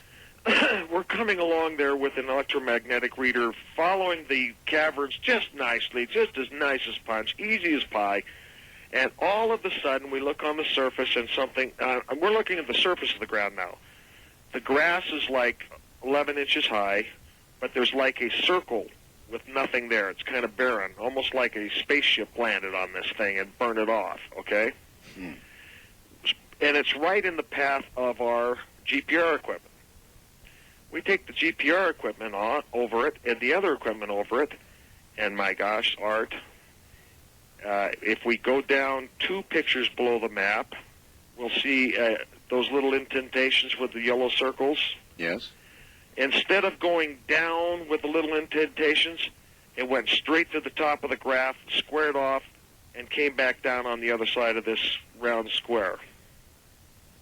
It maxed out for a period of about 14 feet. Almost like you were standing over a nuclear weapon. Of course, you really cannot be sure. I have no idea. I have no idea what that is. You know? So you could be sitting on a discovery that is even bigger than the one we've been talking about. Yes. There's just no way to know until you get down there. Yes. And I don't know what to tell you, except the people who went in there and came out obviously got in and got out, and so it didn't kill them. You know, I mean, there were a couple of people who died of heart attacks but over 20 years people die. You know, but there is something. There was nothing down there that specifically immediately killed them. No, of course not. But there is something. I don't know. It just blows my mind because it's atypical of this equipment and no one's ever seen this anomaly. Glenn, is it your impression that those who removed, allegedly what you believe they removed, got through the entire complex, or do you think that you may have mapped areas that they never got to? That's possible, isn't it? I believe that they did not get to the whole thing. Do you have any way of guessing how much they got to and what they might not have gotten to? To be honest with you, Art, it would be just a guess if I told you. They tell us that they got through a third of it, but how do you trust what they have to say? How many people do you think were involved in this original exploration? One person plus a family member and then two business partners. So, 4 people? Only 2 of which were actually entered the cave itself. The other 2 were merely business partners and were not allowed inside. So, the number of people who are aware of what happened then and who were part of it would be few indeed. So, calling for someone to come forward would be useless, eh? And not necessarily because they left widows. And the widows have handed us 3,000 pictures and told us the stories. Really? And the dispute over the money is still in position. I'm sure. And they have disclosed things that we will not talk about on this program. Would any of these widows, do you think, at some point be available to speak on the air? Absolutely not. Why?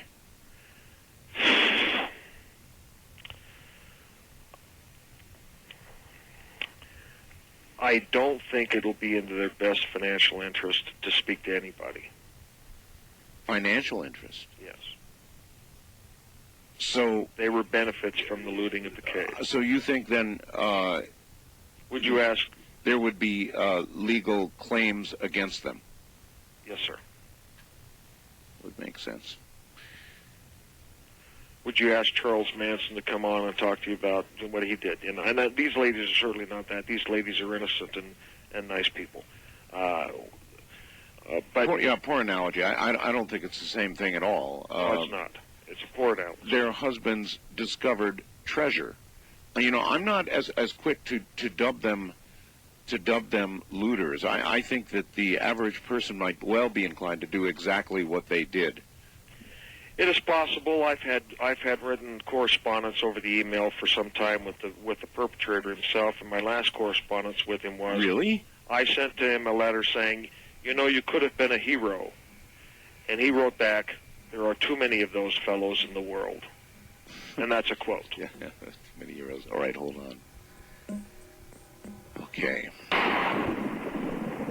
Well, all right, back once again to Glenn Kimball, and while we have the opportunity, Glenn, if there's anything you would like to promote, if you've got a current book out there or anything else you want to talk about.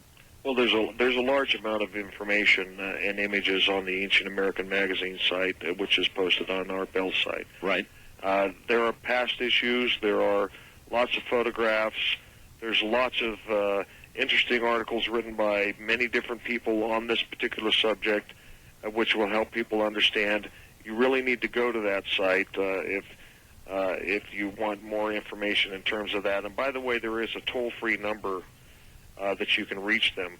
It's 877-494-0044.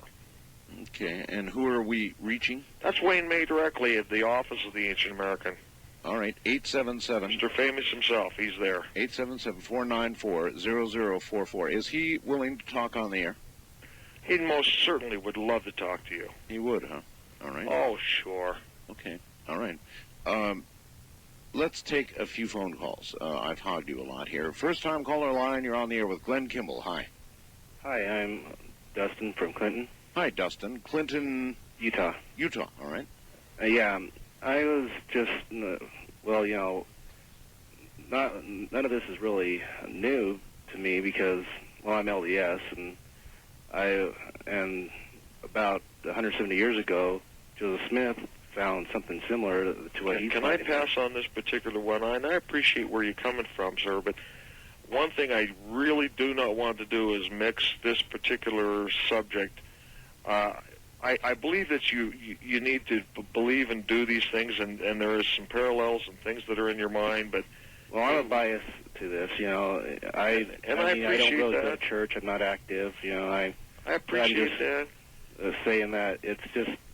It's pretty cool that he has found these things, you know, that, you know, other people in the past have found certain similar things, and it just shows that, you know, like with the whole quickening thing and all that one thing I don't want to do is we mix too many spoons in the bowl, and we're going to change the flavor here, and one of the things that we don't want to do is to orient this towards a religious discussion or towards some sort of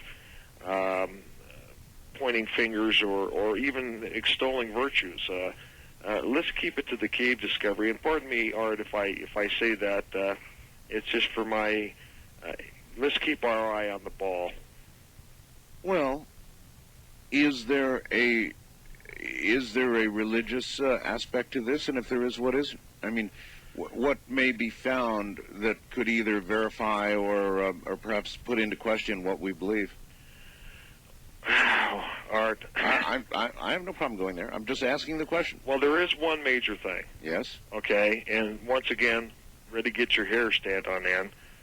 We believe that we're going to find that this 5.5-foot statue is in fact a statue of Jesus with rubies in his wrists and his ankles. Placed there when? Placed there with? No, when? When? Yes. 1st century A.D., right after the crucifixion of Christ. Okay. All right. And if it's not Jesus, if it's some other idol, are you going to blow it up? Absolutely. I mean, blow it up with black powder? No. I don't like blow it up in terms of publicity. No. Like the Taliban. No. Art, come on, man. Blow it up in terms of publicity. Yeah, absolutely. okay. Wildcard line, you're on the air with Glenn Kimball. Hello. He's going to get me hung. I'm so glad you've gotten through. I've been a listener for quite a while, and last year, while you were on retirement, Mike Siegel interviewed